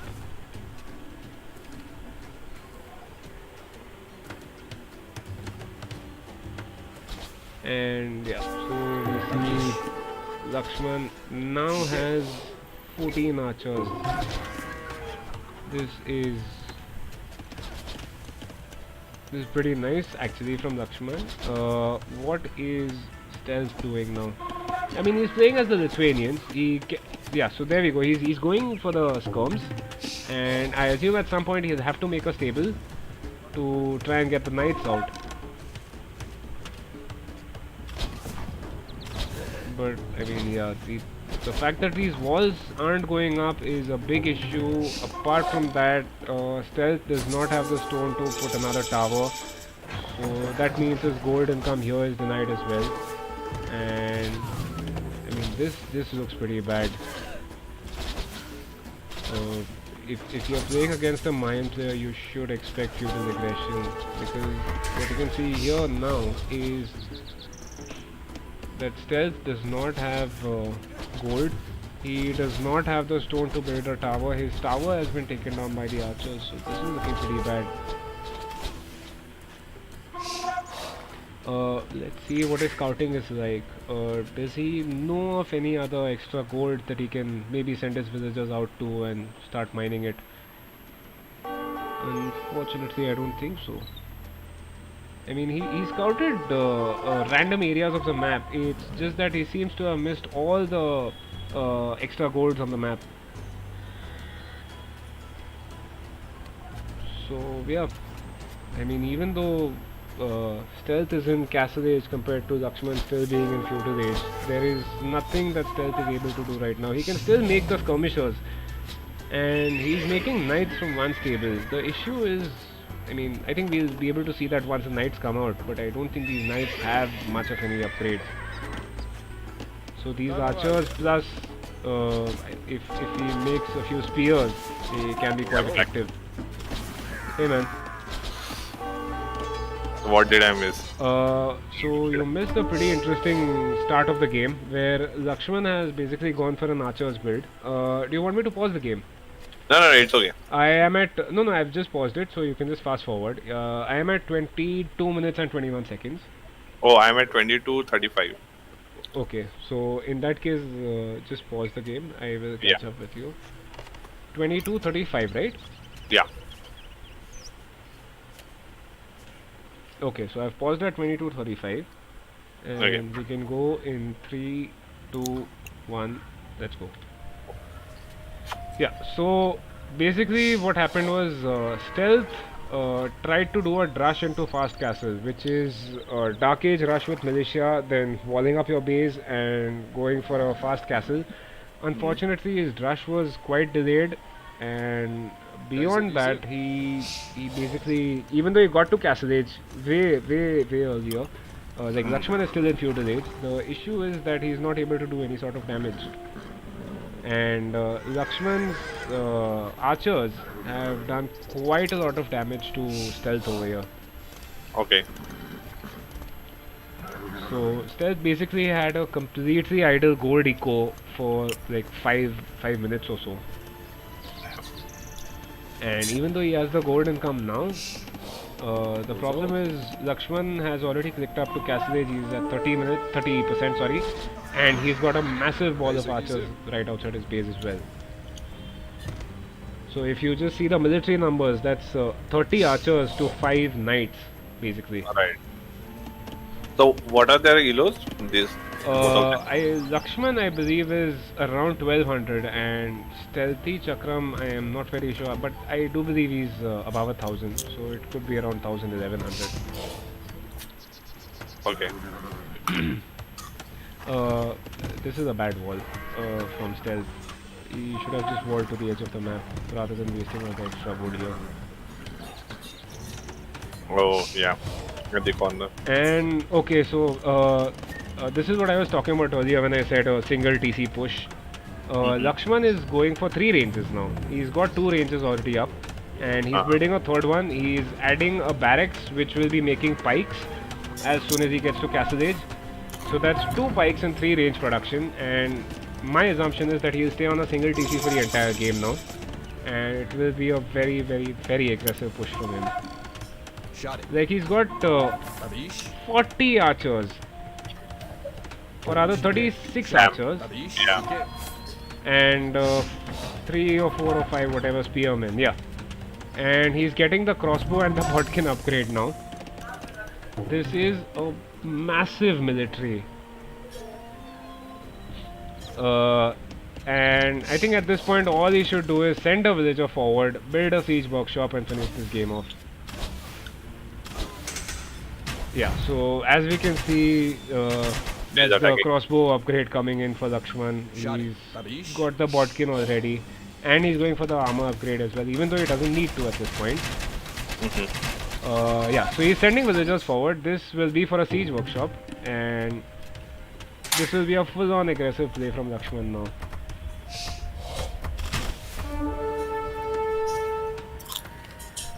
Although, as I say that, he has used 100 stones, so is that... yeah, so he is going for at least a second TC at this point. I was expecting him to go 1 TC all in. But he's building a second TC. But, I mean, this is a massive military, and he's got villagers inside Stealth's base, Lakshman. So, I wonder what he's doing with them. I think Lakshman should be careful here. He's putting his archers under the TC. But yeah, okay, so he manages to not lose much HP on them. I think this is GG at this point. Yeah. GG. Yeah. So I mean, Stealth with his few knights 8 knights or so I think he has. Rather 6 knights and 1 mangonel. Won't be able to do anything. Oh, and as I say that, 3 archers just yeah, died. Lakshman lost a few crossbows. But I mean, long term, yeah. This game is looking over unless Stealth can manage to do some big damage very soon. Like his knights are completely without upgrades. Yeah. Some misplay by Lakshman here. He's losing archers to the TC fire.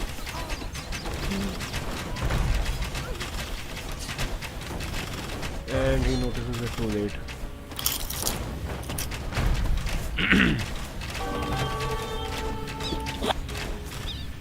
Control the army, man. Control the army. Okay, good. Now the ram is coming in.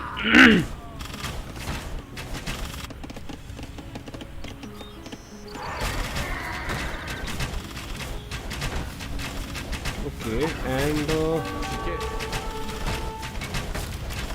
Lakshman actually lost quite a few archers, but yeah, I think that's the GG. Yeah, so Stealth calls the GG. And a pretty quick game. A couple of small mistakes by Stealth, I think.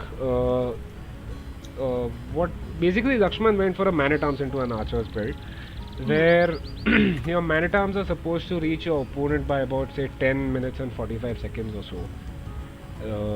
And behind that you add it with like you add archers to the combination and you do your damage over there. So that is what Lakshman was going for. Stealth basically tried to do a drush fast castle, but his militia was still inside his base by the time Lakshman's man-at-arms reached there.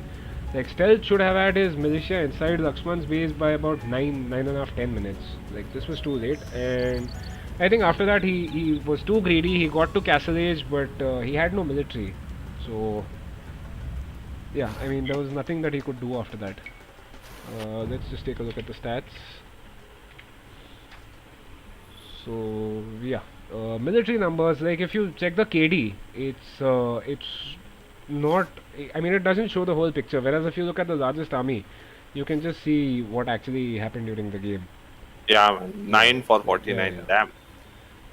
And eco-wise again, Lakshman with almost double the resources for pretty much everything, and like almost 3 times the gold collected. And yeah, so technology.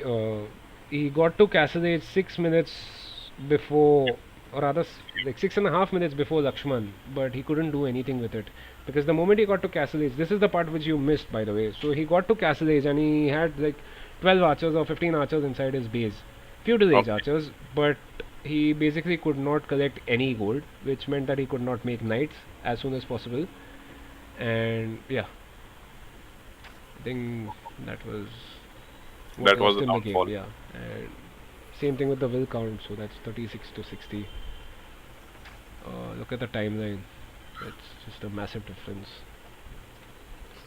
Yep. Yeah. Okay. So the next game is Either Dranzo one versus game. Bomberman. Right. Let me just update the names here. And the 13 versus. Oh, this one is the last game, I suppose. No, we have one more game after this. One more game, yeah.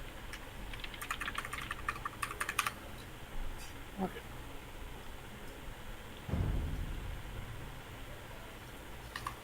7991. Okay.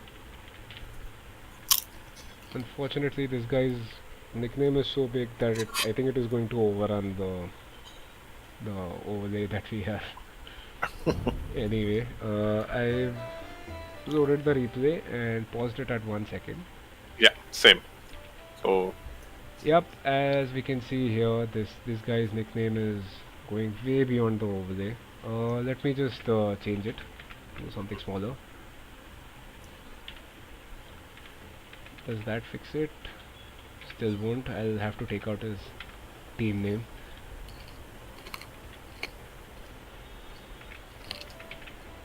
Yeah, so that is better. Anyway, so let's unpause in 3, 2, 1, Let's go. Alright. And yeah, this is the Frank's mirror match that I was talking about. Now we have Bomberman in the blue playing as the Franks, and we have Dranzer in the red also playing as the Franks.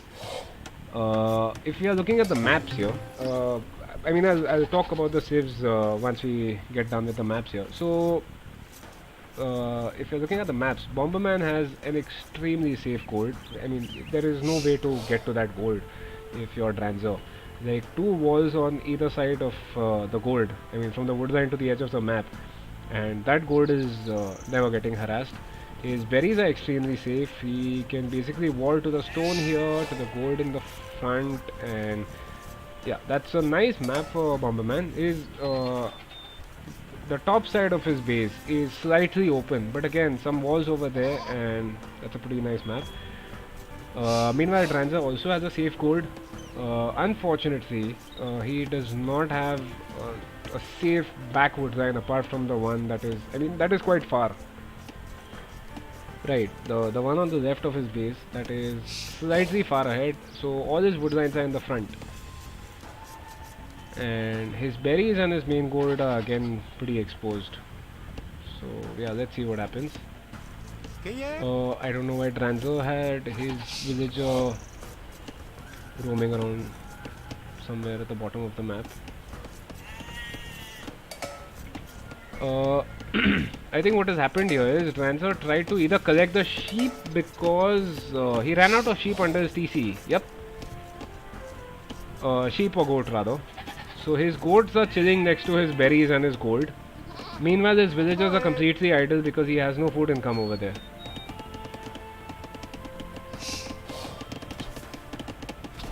And I think he might just end up losing a villager to the boar as well. Oh man. Oh, will she make it? Okay, so she makes it to the TC, but I think... What is what is going on, man? That is a bad boar though, man. And yeah, so surprising thing is the villager numbers are still the same. Although he does not have the food now, so he's going to get an idle TC for some time. However, as I say that, even Bomberman had an idle TC for a few seconds. So it's not that big of a difference anyway. Let's look at the scouting otherwise.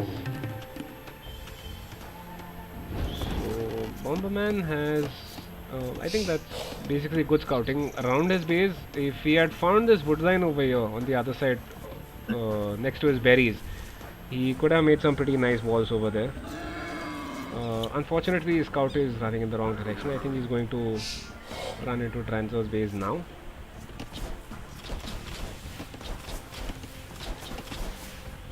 And okay, so Dranzer manages to pull the second boar quite nicely. And what about Dranzer scouting? So I think Dranzer is finally sending a scout forward. What is his scouting like? It's pretty similar to what Bomberman has done actually. Yep. And yeah, I think at this point it would make a lot of sense if Dranzer, yeah, so he's just sending a scout forward, try and find the enemy. And what about Bomberman? Where is his scout? Has he found Dranzer's base yet? Okay, not yet. Although he has found a house, so he should know where Dranzer's base is. Will counts are identical, even though both of them have had idle TCs for quite a long time. Yeah.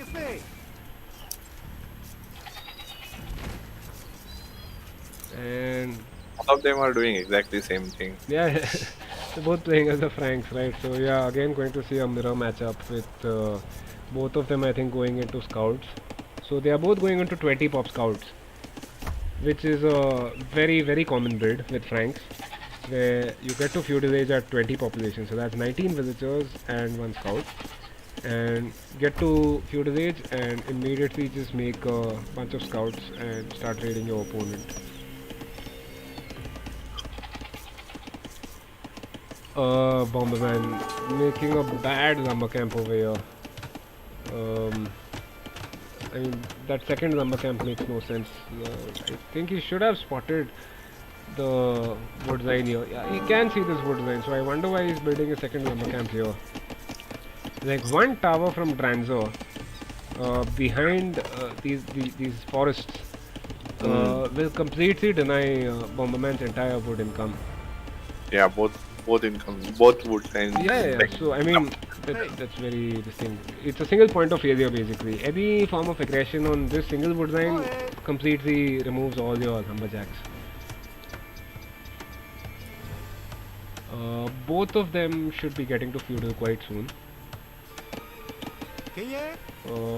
Meanwhile, we see Dranzo is actually on a single wood line at this point, and a single lumber camp. I mean, he's got 7 on wood, which is actually enough. So he should be able to actually get more scouts out once he gets to feudal age. But he gets housed. GG. Wow, both Okay. of them are doing exactly the same. Yeah, thing. so both of them will go for a 20 pop scouts build. Both of them using 2 villagers to build a stable. Both of them have the exact villager capacity. So I expect one or both of them to get housed very soon. The moment the military production from the stable starts happening, they are both going to get housed. Dranza actually making a preemptive spear here because he expects Bomberman to go for scout. Both of them actually made spears. Yeah, so both of them are going for the exact same build.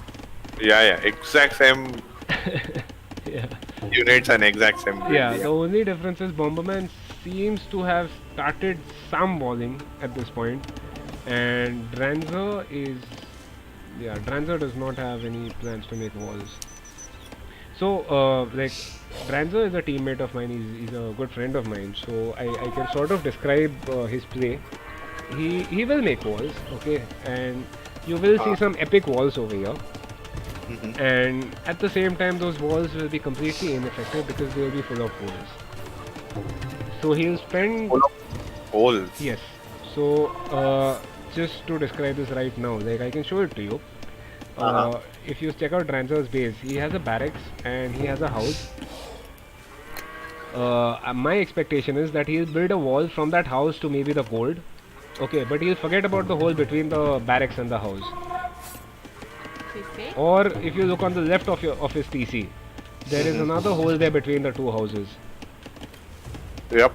So he will make an effort making those walls. The only issue is those walls will be completely ineffective.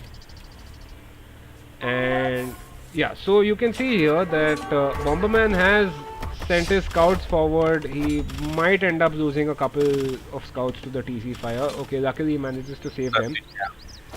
But where are Dranzo's spears? So Dranzo's spears are basically chilling next to the lumber camp, not doing anything. And meanwhile, Dranzo has also sent his scouts forward, and they Hey, both of them lost one scout. yeah. They So won. both of them lost one scout. And apart from that, the military council Dranzo has slightly more military. Okay, he actually manages to kill one of Bomberman's villagers, Yeah. which I don't think Bomberman has done yet. But as I say that, Bomberman comes in with his scout, so let's see what he does on Dranzo's side of the map.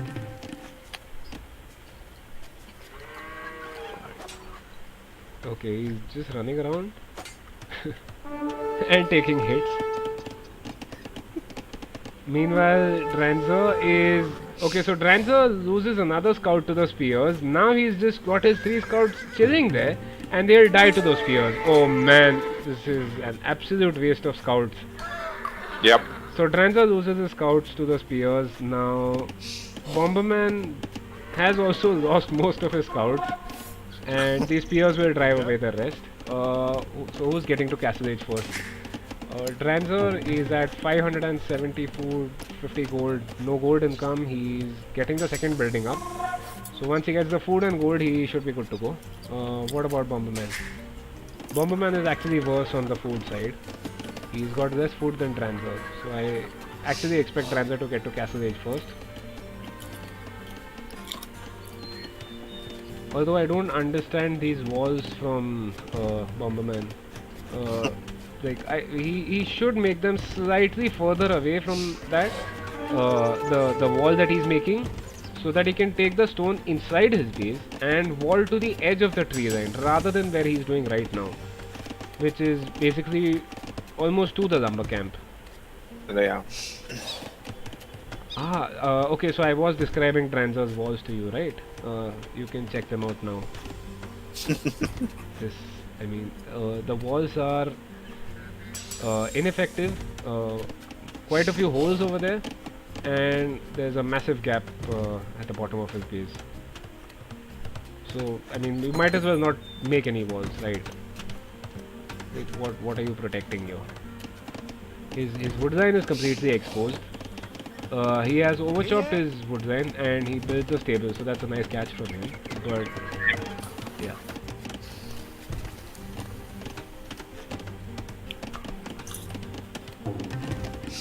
Yeah, those gaps are real. The wall.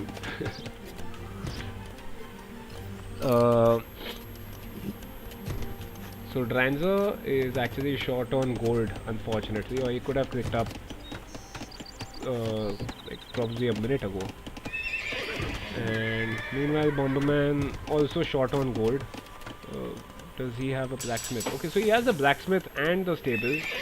He should just be able to click up. There's no need to build a market. Maybe he's just building it because he wants to.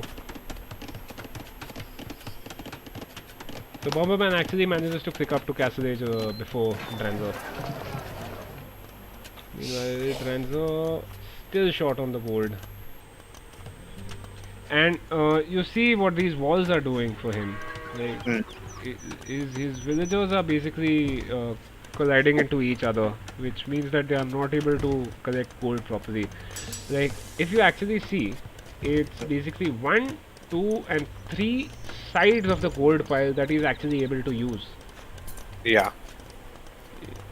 Actually, yeah, all other are. Yeah, so okay, he has one villager now who is on the other side.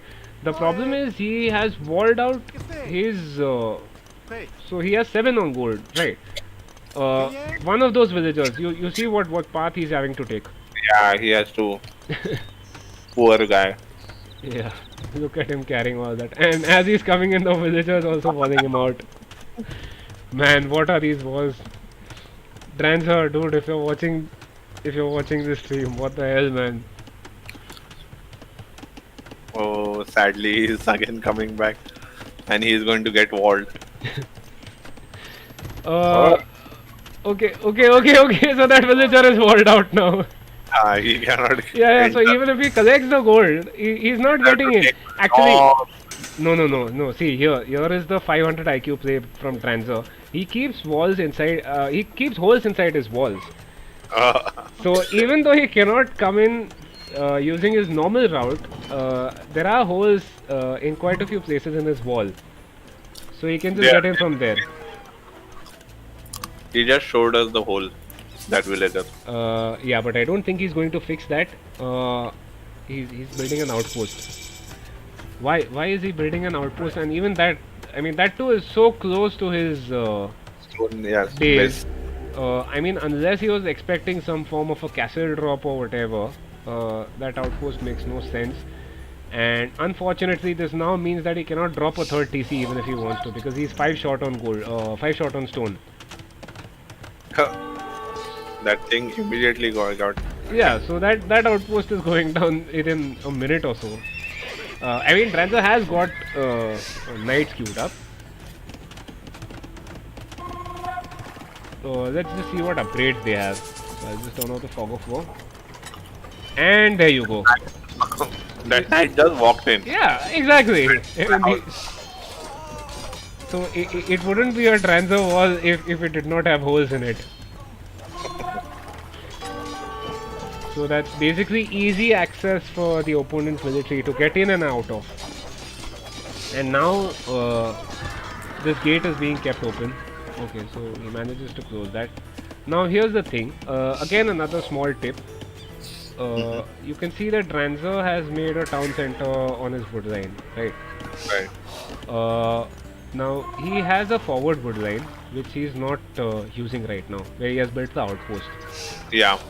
If he builds that town center there instead of inside his base, what it does is it gives him access to the stone. It gives him access to a nice fresh wood line instead of the one that he's collecting from already. And on top of that, it gives him the extra visibility. So the thing that the outpost is doing right now, the job that it's doing, it would be done by the town center. And what the hell is the third town center here? Why is he placing that town center over there? Where? Next to the other wood line. It's not close to anything except for a single straggler tree. Like this TC is the worst TC location that you can have. I mean, you can place it somewhere nowhere close to any of the resources, obviously. But yeah, I mean this TC is so far from the wood lines. It is so far from the gold. I think he's just making a TC for his farmers. That's the only thing that makes sense. And sorry. For baiting others. Yeah. Right. And yeah, so Bomberman meanwhile with his +2 knights is already breaking down Dranzer's walls, and these gates are not going to stay up. So Dranzer is about to be raided by how many knights is that? 8 +2 knights, and you'll see how powerful they can be here. So he's going to get in. There we go. So the knights are in. These are just 8 knights, right? Yeah. Now you see how effective they are going to be. Dranzer's at 54 villagers right now. Just see what is going to happen now. Dranzer actually has researched pikes. I saw him making pikes earlier. The problem is, I think his pikes are in completely the wrong place. Like Dranzer has got some military out. It's not a case where he does not have military. But where is it? Wait, why can't I find Dranzer's military? Ah, okay. He's on the other side of Bomberman's base here. Unfortunately, they are not as upgraded as Bomberman's knights, but yeah, that wall, even if it goes down, he can just re-wall behind this with a house. Yeah, there we go. So Bomberman is just saving his villagers here, and meanwhile his knights have done quite a bit of damage, and they are out. Dranzer has not rewarded this. Actually, again, we saw Reminishu making some stone walls in one of the previous games, right?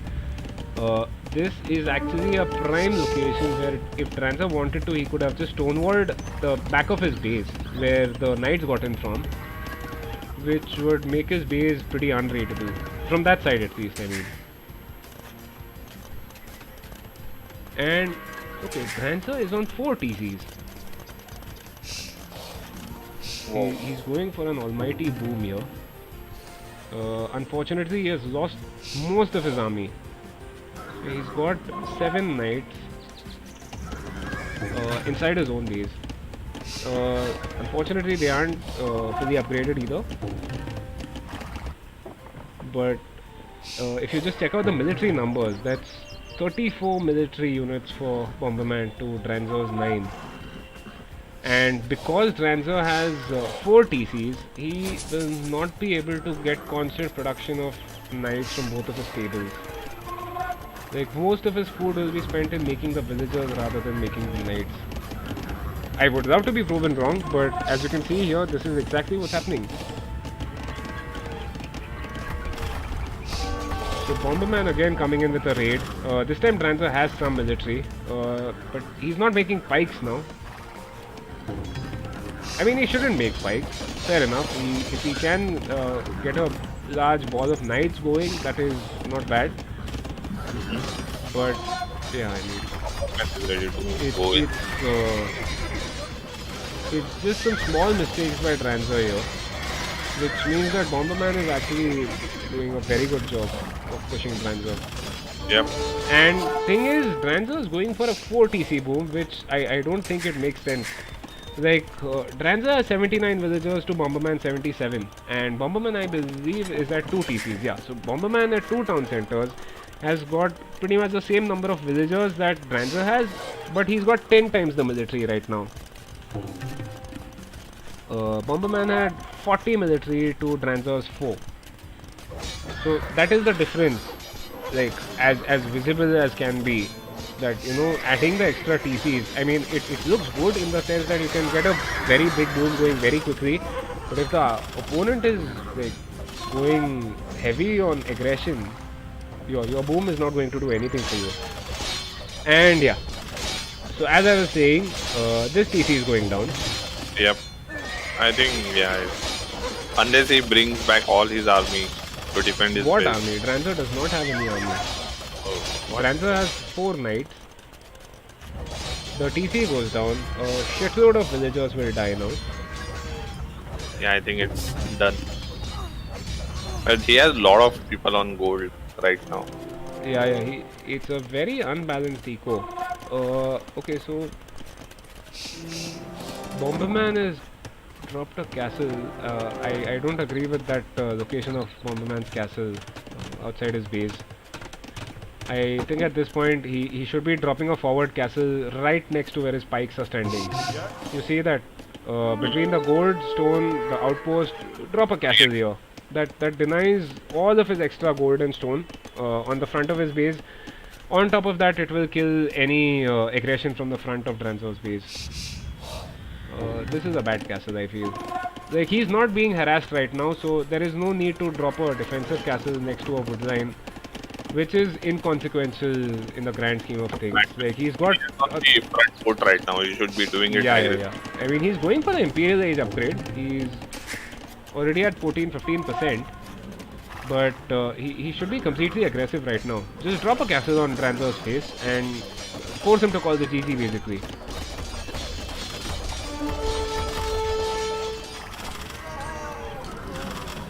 Actually, it's GG, I think. Yeah. I mean, it's basically 3 times the military at this point, and he's got FU or rather fully upgraded knights to Dranzer's. Okay, so Dranzer has the full upgrades now, but Bomberman had sent in quite a few pikes as well. Yep. Yeah, so that is basically finishing off Dranzer's knights completely, and yeah, that's the GG. Yep. And yeah, so Bomberman was also building another forward castle, but again that castle was, I mean, pointless. A bit more aggression would I mean, it didn't change the outcome of the game, obviously. Bomberman won convincingly, but yeah, a bit more aggression would have been fun to see. Wow, the timeline was so mirror. It's like Initially, drawing the right? game. Yeah. So KD wise, it's actually a 2:1 ratio for Bomberman. It's basically just a matter of getting the right upgrades, and I think more than anything, up to Feudal Age, I think they were both pretty similar. It's just that once they got to Castle Age, Dranzer wanted to boom, so he went for a 3 TC boom, and Bomberman meanwhile just went for a second TC and started pumping knights. So Yep. that is where the difference was. Like, you can see the army numbers, right? They're almost like a 3:1 ratio. And eco-wise as well. Even though Dranzer had like 4 TCs to Bomberman's 2, Bomberman collected more of every resource. Yeah.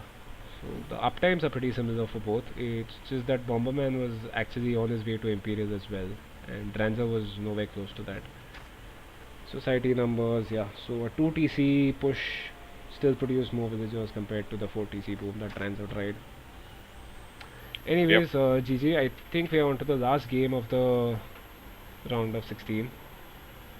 So this should be between Overseeker and Neil 0075.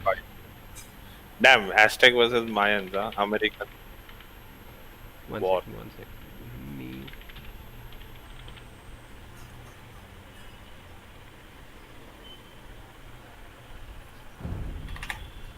Okay, let me just find the replay here. Yeah, there we go.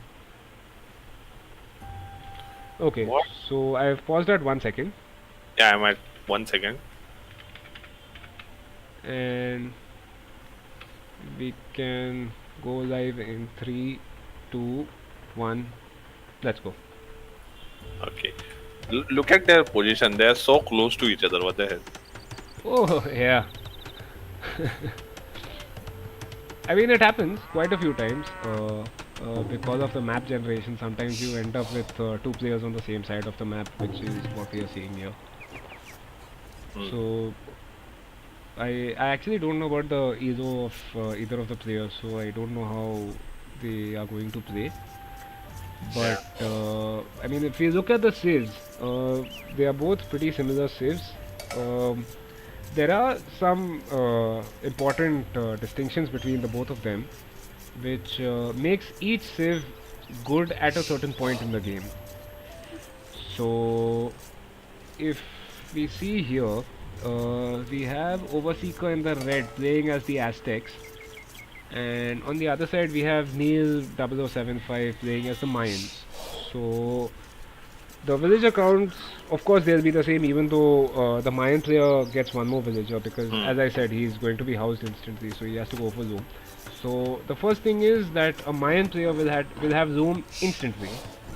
So Right. even though he has the same number of villagers as the Aztec player, his villagers He have has the zoom. advantage of more HP. Exactly. It's not just more HP, it's more this thing also, armor on the Okay. villagers. So they can take more hits from a scout. In fact, one-on-one, it can, a villager, if it gets in the first hit, it can kill a scout.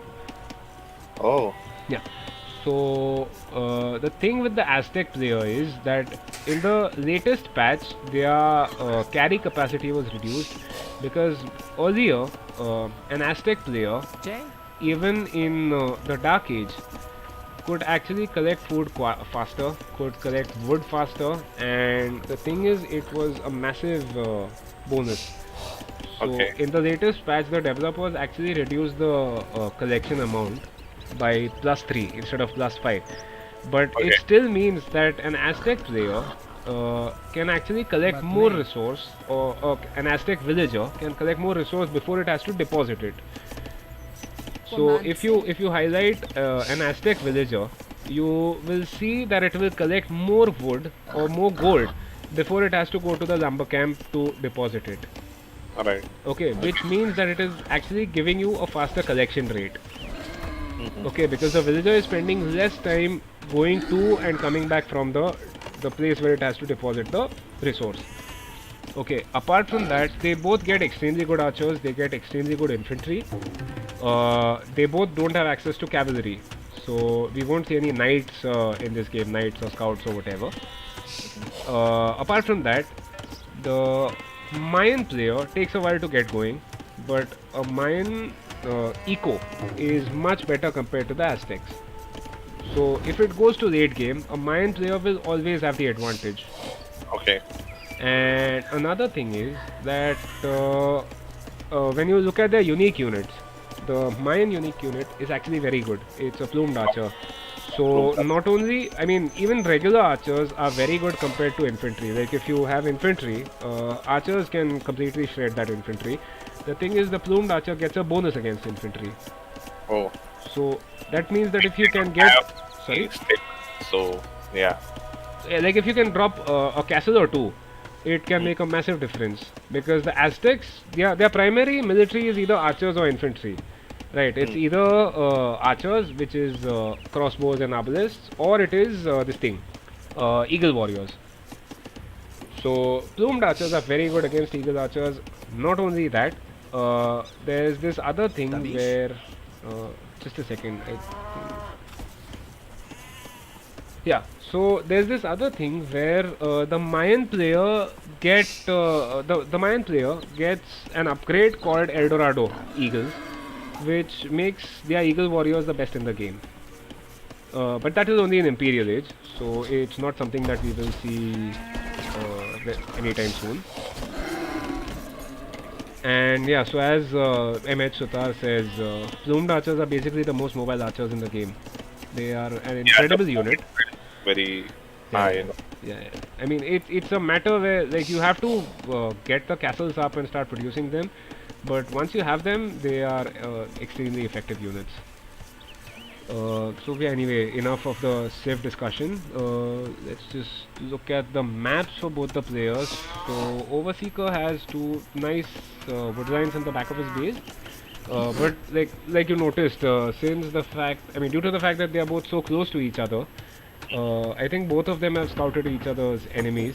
Uh, Overseeker, although has made a mistake here by building his barracks so far away from his enemy. Yeah, actually. Yeah. The barracks should be right next to his gold or his stone, which he's currently Maybe mining. he discovered the opponent Sorry? after putting the barracks. Yeah, he might have. Yeah. That's a possibility because your expectation is to see your opposing player on the exactly opposite side of the map, which is not the case here. Let's just look at the scouting. Oh, damn, that wall. So yeah, so Overseeker, sorry, Neil has scouted pretty much the entirety of Overseeker's base. Like he knows about his berries, he knows about his gold, his lumber camp, his second lumber camp, and his stone. Adut? And if we look at Overseeker scouting, his scout is busy harassing a woman over here.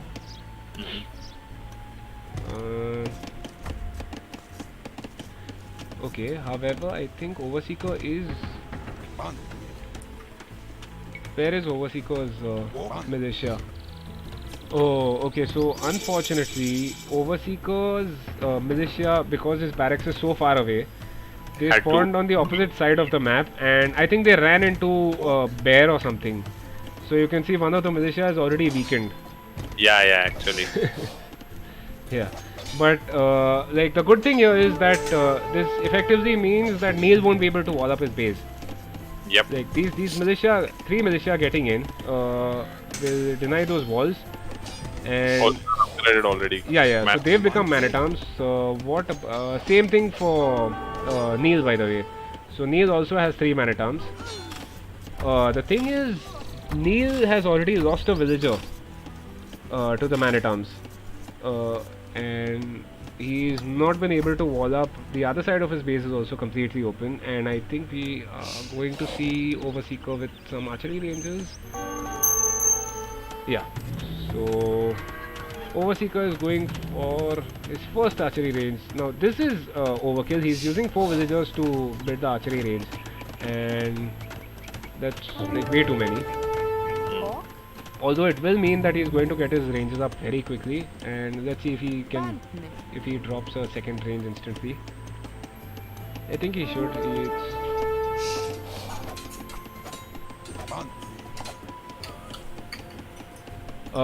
So yeah, as you can see here, that 1 HP villager managed to kill Overseeker Scout, and Overseeker meanwhile is up building a second archery range.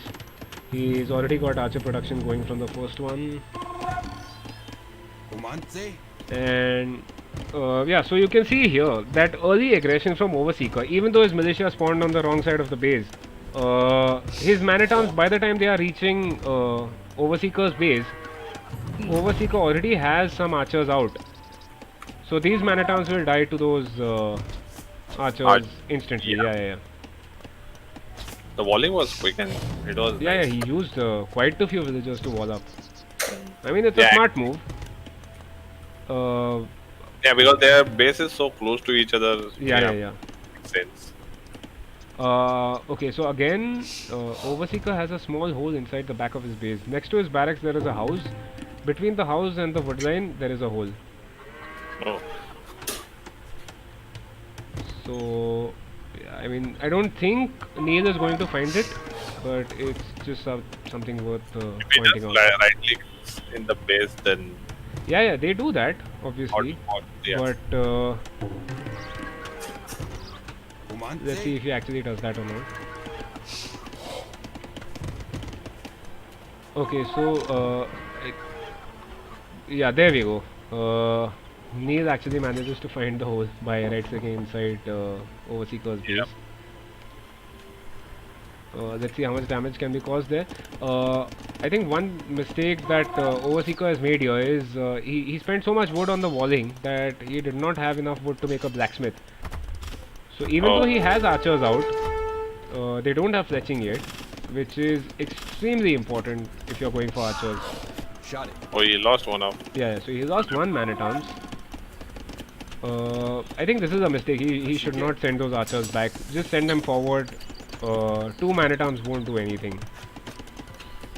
No, these guys look like high low, Shot it. not high low, but yeah, mid level Yeah. I mean, they know the archer build order. basics and all those Yeah. stuff. But okay, so Neil has gone for straight skirms here, Ashike. which I feel is a mistake. He should go for archers initially and then add skirms as required, rather than just going for straight skirms. And unfortunately, none of the players have got fletching yet, although Neil has queued it up. Tabish. But Neil is on a single archery range, so if he is going for archers, he needs to make a second range as soon as possible. Because otherwise the military production numbers are just going to go out of hand. You can't match two range production versus one range production archers. The mistake here that Overseeker is making is he's not sending his army forward. Right. And yeah, as I say that, he does that, so good. He's got 11 archers. Unfortunately, he does not have fletching, which is a massive mistake.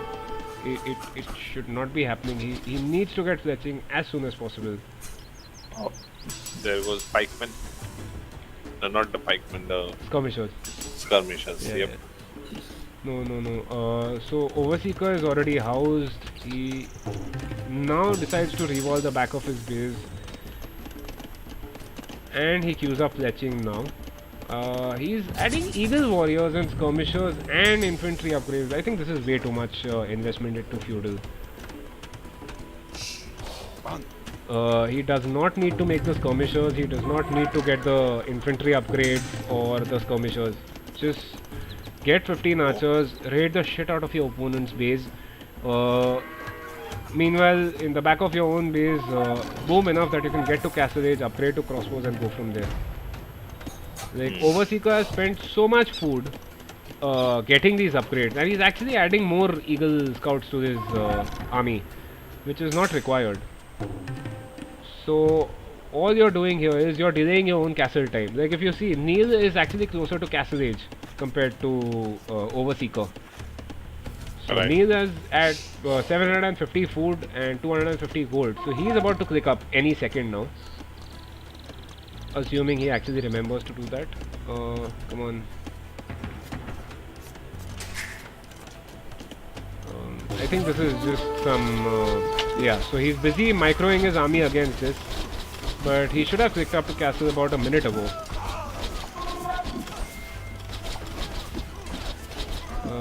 Yeah.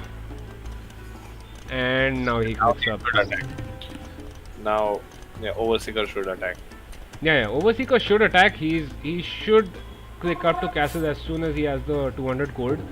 Yeah, And- they'll already be upgraded. Yeah, 15%. Okay, so now the issue here, again, I need to point this out is, Neil basically sent his army to die right before he clicked up to Castle Age. That is a Right. massive mistake. So he will get to Castle Age, but he will have no military to defend himself. Yeah. Which is what we saw in the game, I think the previous game it was, between Lakshman and Stealth.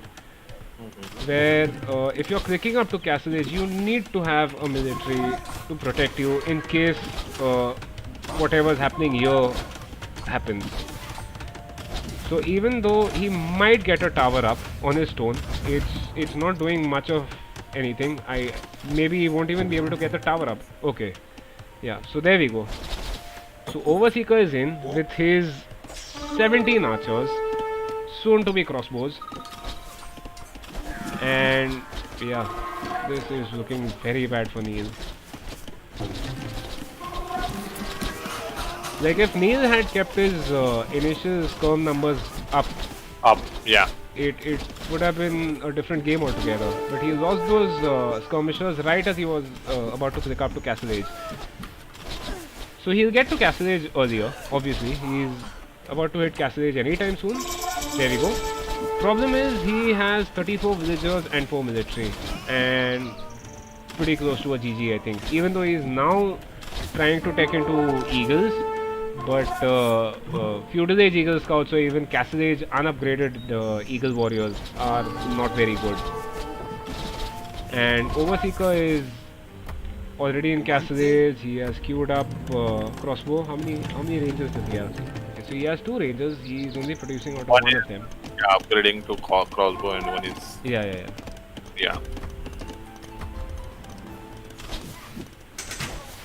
There you go. Yeah, I think it's GG. Yeah. This is just a bad play in general.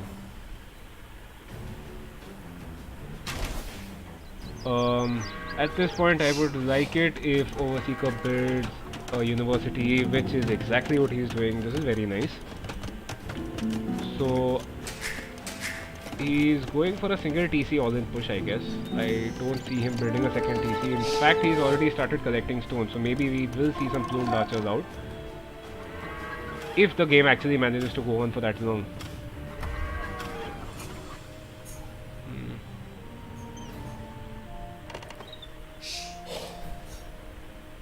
And another thing here is I genuinely hope that Neil doesn't think about going for a second town center at this point. He needs to get military out as soon as possible. These Eagle Scouts will die, man. Right. Yeah. This is just bad. I mean, whatever upgrades you get, Eagle Scouts in Castle Age are pointless.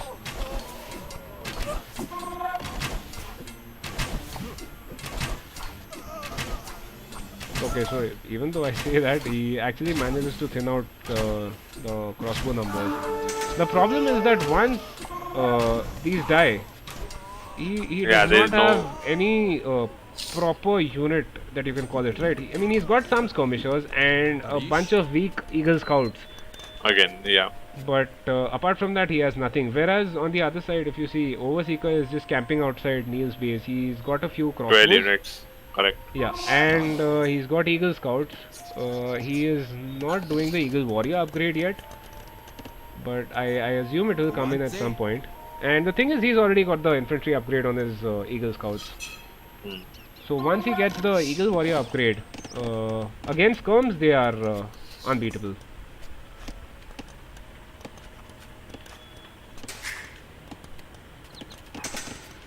And there we go. So we have a forward siege from Overseeker. I assume he has gotten ballistics already, even though I did not spot that. And if Overseeker can get in and deny the siege workshop from Neil, okay, but as I say that, he just goes back. Yeah, why is going back? No idea. The correct move here is to push in. I think maybe he just wants to get the Eagle Warrior upgrade before he goes in. That seems likely. I mean, that's possible. Yeah, because it's in queue right now. Yeah. But, yeah, okay, so Neil does not actually have anything queued up in the siege workshop right now. Oh, I think he's castle drop. Overseeker. Oh, sorry, where? In front of the base. Oh, wow.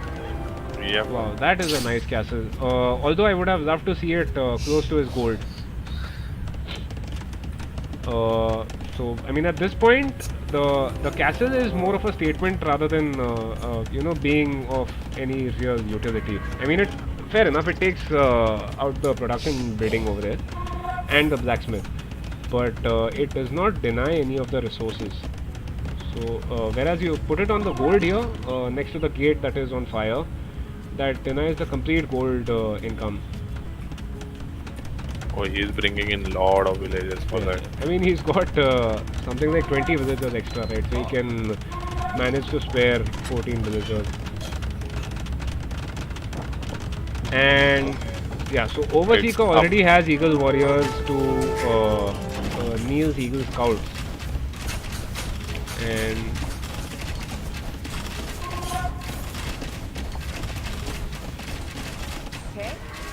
okay, so another thing, just a small tip. Overseeker has sent quite a few villagers forward. I think he sent like 14 villagers forward to build the castle, and he's sending these villagers back The ideal thing to do should be to just build a lumber camp on the same lumber camp that Blue has his lumberjacks, so that you always have villagers forward if you need to build something.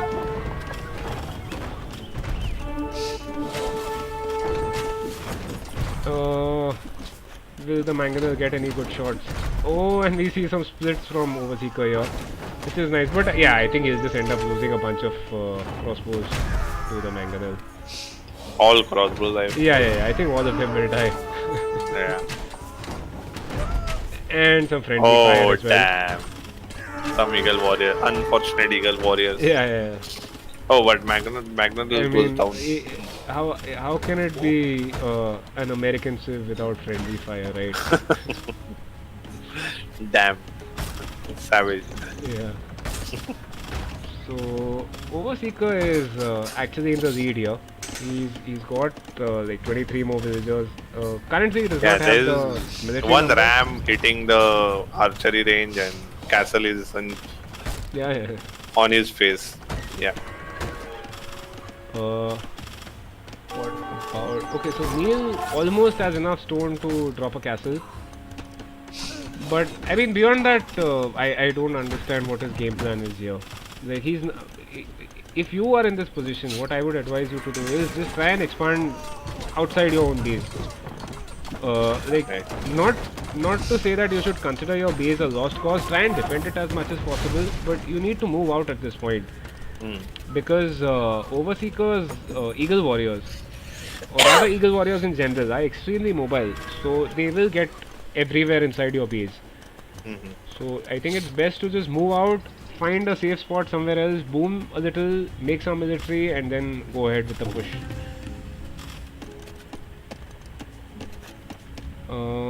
Okay, so what is Overseeker doing? I think Overseeker is going for a tech switch now. We are seeing some long swordsmen because Neil has gone in for basically all Eagle warrior. Eagle warriors, yeah. So long Okay. swordsmen, or rather the militia line counters them. Okay. Okay, so if That's you nice. yeah, so if you see like what we are seeing here, where Neil has 16 Eagle warriors, the right play is to basically go in for long swordsmen. Which is why it took time for him to build up his military. So now he's got multiple barracks. How many barracks does he have? Let's just check. So he's got 3 barracks. He's researched supplies already, which makes the long swordsman cheaper on the food side. And apart from that, these long swordsmen should be able to destroy the Eagle warriors. Like it's not just a matter of them countering in the sense that it's infantry against infantry, but the fact that these long swordsmen have a bonus damage against Eagle warriors. Oh. So as long as he keeps the gate shut, please lock the gate, man. Yeah, I was about to have a anxiety Heart attack. attack. Oh man! There you go. This is a big mistake because Eagle warriors are faster than long swordsmen. So if you allow them to pick the fight, which is what those eagles are doing now. Yeah, now you see how effective these eagle raids are going to be. That's one villager down. He manages to kill. One more. Okay, but you see how the numbers just go down. Yep. Meanwhile, the ram is destroying. Yeah, and these tower. skirmishers are trying to take down the ram. Shot it. So yeah, I think this is GG at this point. It's 41 villagers to 71 villagers and 10 military to 35 military or 34 military. I just wonder if Overseeker has planned. Yeah, so there we go. Overseeker has just clicked up to Imperial Age as I was talking about it. And now we see the fuck you castle that I was talking about. Front castle, yeah, it's so like this is on your and face. yeah, so Neil Yeah, calls the GG. GG.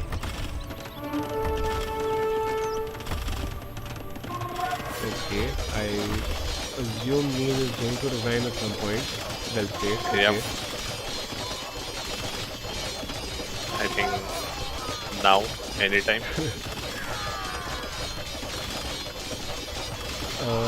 Hello. I think he don't What know that the you have hell? to resign. Oh, this is no. This is not how you do it. He basically called the GG and now he's building a castle. Maybe he just felt that he resigned too soon. But yeah. I think this is GG anyway. Let's just see how this goes. Yeah, he's just sacrificing all the villagers now. Yeah. So this is what we call a doubt castle. Although I do think the castle will go up because he's using all his villagers to do that.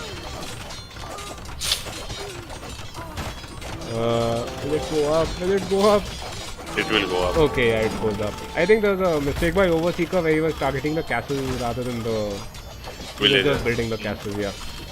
But the castle won't last long, yeah. Okay, so Yeah, the GG is called. Yeah, so anyway. Well played both of you guys. Let's just look at the stats. So yeah, pretty similar. Yeah, it's not a doubt castle. It ended up being built. However, he had to use I think all of his villagers to build it. So I mean that's as close as we can get to a doubt castle in this first round of 16. Yeah. So anyway, looking at the stats, KD was pretty much in favor of Overseeker. He had the larger military, and the tech switch into Longswordsman basically finished off the But game. wins the game. Yeah. Nice. Eco-wise, yeah. So Neil collected a shitload of stone. Unfortunately, he actually built. I mean, he built his castle way too late. And apart from that, all the other resources, if you look at him, Overseeker was the better player. And same thing with the Castle Age time upgrade. Like as I was saying, Neil got to Castle Age but lost all his military. So he was basically dead the moment he got to Castle Age. Society wise, yeah, again, it's like a third of the military, third of the villagers more for Overseeker, and same thing on the timeline. So yeah, GG. Anyways, that's it from us on day one of the tournament. We should be live tomorrow at roughly the same time, 5 p.m. with the quarterfinals. And once the quarterfinals are done, then the rules and regulations, etc., for the semi-finals and the finals will be announced because they'll be held next week. So we are still going over the settings, etc., and the rules for that. But the semis will be a best of 3, and the finals will be a best of 5. So let's see who actually manages to make it to the to the semi-finals and the finals. But I mean, looking at the players here, we saw some impressive performances from a few people. Lakshman, I think, played well. We had Mekachin, who I think was the star of today. And apart from that, let me just look at the bracket so I can sort of figure out. Your opponent, Football Ultraist, I think we did not get to see him completely. His game, yeah. Yeah, so I mean, unfortunately for me, I don't know how good he is. Barun, I am pretty familiar with his playstyle, so he's a pretty good player. He's quite aggressive, so that should be interesting to see. And yeah, so I mean, these are the standout players. Although I would not be surprised if we manage to see an upset tomorrow in the quarterfinals. So Definitely. yeah, I mean, yeah, let's looking hope for forward to that. Yeah. And so yeah, basically we'll catch you guys tomorrow, and you'll be co-casting with me tomorrow as well, right? Yep. Okay, fine, cool. Then see you tomorrow. Yep. GG's guys. Good night. GG.